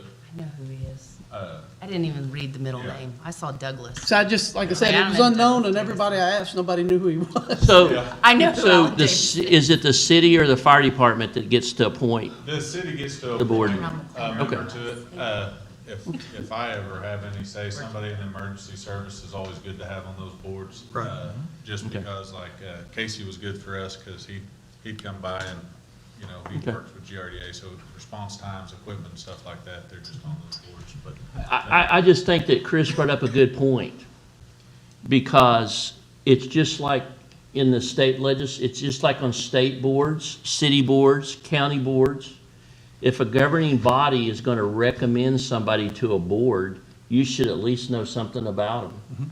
I mean, you should know who it is. You should have a resume on them, and we have appointed people to boards before this calendar year that we've asked for resumes, and then we've had people that we've been asked to appoint to boards that we have not asked for resumes before. So I just think it's personally a good practice for any governing body, whether it be the state, the governor, the county, the city, whoever, that if you're gonna appoint somebody to a board, it doesn't matter what board it is, rec center or whatever, MESTA, you should have something to know about who you're appointing. That's just, to me, it's good practice Agreed. for the future, but Well that's just taken. my opinion. Thank you. Other questions, comments? Thank you, BK. Call for vote. Nance. Yes. Smith, Yes. Barham, Yes. Gantier, Yes. Seaver, Yes. Lamar. Yes. Yes. Motion carries. City Attorney's report. We're gonna do the, Yeah, let's go back, let's do the City Attorney's report first, please. We are in number 5 on the agenda. I would like to request a motion to waive the first reading of an ordinance amending Title 5, Chapter 4C by the addition of a new Section 12 regarding prohibition of occupation of recreational-type trailers or recreational vehicles as living quarters and provided for repealer and severability. There's a motion to waive the reading by Nance. Is there a second? Second. Second, Shropshire. Discussion? Yes, I would like to make a comment because I've had at least 4 constituents contact me about this. This is not the thing that was many months ago where they couldn't park a trailer in their yard. Or it had to be in a building, this is not that one. Please, anybody's watching, please read it. It's not that same one. And so if you have any questions, contact one of us. We'll be glad to let you know, just to alleviate your concerns. Fact of the matter, it's a lot more lenient than the one that was on the books. Oh, yeah. Prior. Well, I personally have some major issues with this anyway. First of all, I think it's a violation of our Constitution that we swore to uphold for our constituents. The city doesn't have the right, in my opinion, to tell me what I can do on my property. So, setting the camper aside, I'm saying the city does not have the right to tell me I paid taxes, I paid the mortgage, the city didn't pay either one of those. I don't feel the city has the right to tell me. So I think this needs to go back to the drawing board and come up with some other options. I feel it's a violation of my Constitution to my constituents. Tonight's first reading, so there's no vote, there's no motion. It's just, I mean, you can express views. These are comments. And it'll come back for a second reading, and then you'll vote on whether to adopt it or not. I feel it needs to go back to the drawing board. So there's a motion and a second to waive the first reading. I don't even think there has to be a motion, do they? Yeah, There's no motion on it. Oh, okay, my bad. It's been made. It's just discussion. Yeah. So there's a motion to waive and a second. Call for vote. Smith, Yes. Arhan, Yes. Gantier, Yes. Seaver, Yes. Lamar, Lamar, Yes. Shropshire. Yes. Nance. Yes. Item B, this is also a first reading, and we'd ask for a motion to waive first reading of an ordinance appending Title V, Chapter 4C by the addition of a new Section 13 regarding the prohibition of obstructions of travel and view by reason of parking or storage or vehicles, trailers, motorhomes, RVs, storage units, or other portable units, and providing for repealer and severability. Is there a motion to waive? Motion. Motion. Second, whichever one. Motion. Sorry. Barham, second Shropshire. Discussion? Same thing. Please, if you have questions, it's not the same one as what was months ago. Call for vote. Arhan, Yes. Gantier, Yes. Seaver, Yes. Lamar, Yes. Shropshire, Yes? Nance. Yes. Smith. Yeah. I also have, before we do the executive session, Unforeseen. I also have an unforeseen item that came today, and you have this on the desk. The unforeseen item is discussion possible action regarding approval of an expenditure for repairs as an emergency to an automatic overhead door at the South Elliott and 9th Street Pryor Creek Fire Station as approved, as proposed by Overhead Door Company of Tulsa Incorporated in the amount of $3,532 to be paid from Fire Department Repair and Maintenance Account 02-217-5091. Is there a motion? So move. Second. Motion Lamar, second Smith. BK. Door one, what we're calling Station 2 now, it broke the other day. We called Tulsa Overhead Door Commercial. They came out and looked at it, gave us a list of parts, and told us today that it's anywhere from 4 to 8 weeks out. I called the mayor and asked if there's any way we could do this as an emergency deal to where I can get that door up. If not, if the back one goes down, we're gonna have to jockey things around and figure out what's gonna go outside. But we didn't go after 3 bids, but that's what we got today from them coming and looking at it. And I can call other companies, but if we could do it as an emergency, they said anywhere from 4 to 8 weeks on parts once they order it, and they can't order anything until I can verify that we can pay them and they can start those parts, but that's up to you. So is the door usable? No, sir, it's completely out of It's service. completely out of service. Yeah, if you drive by our station now, if you look through those windows where the trucks are, that far south door, if you look where they're usually facing out to the west, everything's shooting out the back apron right now, the door 4. Joya, do you have the balance on that account? Or Yeah, SBK? $17,018.45. So have we made a motion on that yet? Yes. Yes, I made it, I think, or seconded it, one of Yes, you them. did. You made the motion. Thirded it. Well, my concern is this, it's wintertime, it's an emergency building, and like he says, if we have another problem, it could be an issue.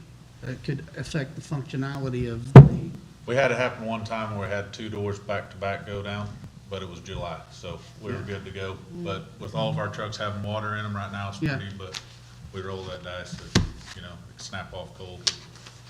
Is that door open? Huh? Is it open or is it closed? It's closed. Luckily, it broke on the way down, so it sealed everything up, and then the boys just had to back everything out and rearrange. So the access that you have is through the back. Yeah, they come and go those trucks off the back apron. So we do have $17,018.45 in the account. Very good. Call for vote. Gantier, yes, Seaver, Yes. Lamar, Yes. Shropshire. Yes? Nance. Yes. Smith, Yes. Barham. Yes. Thank y'all. Thank you, BK. Item H, discussion possible action regarding executive session for the purpose of discussing possible purchase of property for public drainage purposes. So moved. second, Lamar, Gantier, call for vote. Seaver, Yes. Lamar, Yes. Shropshire, Yes. Nance, Yes. Smith, Yes. Barham, Yes. Gantier. yes. We'll adjourn to executive session, and y'all Dennis?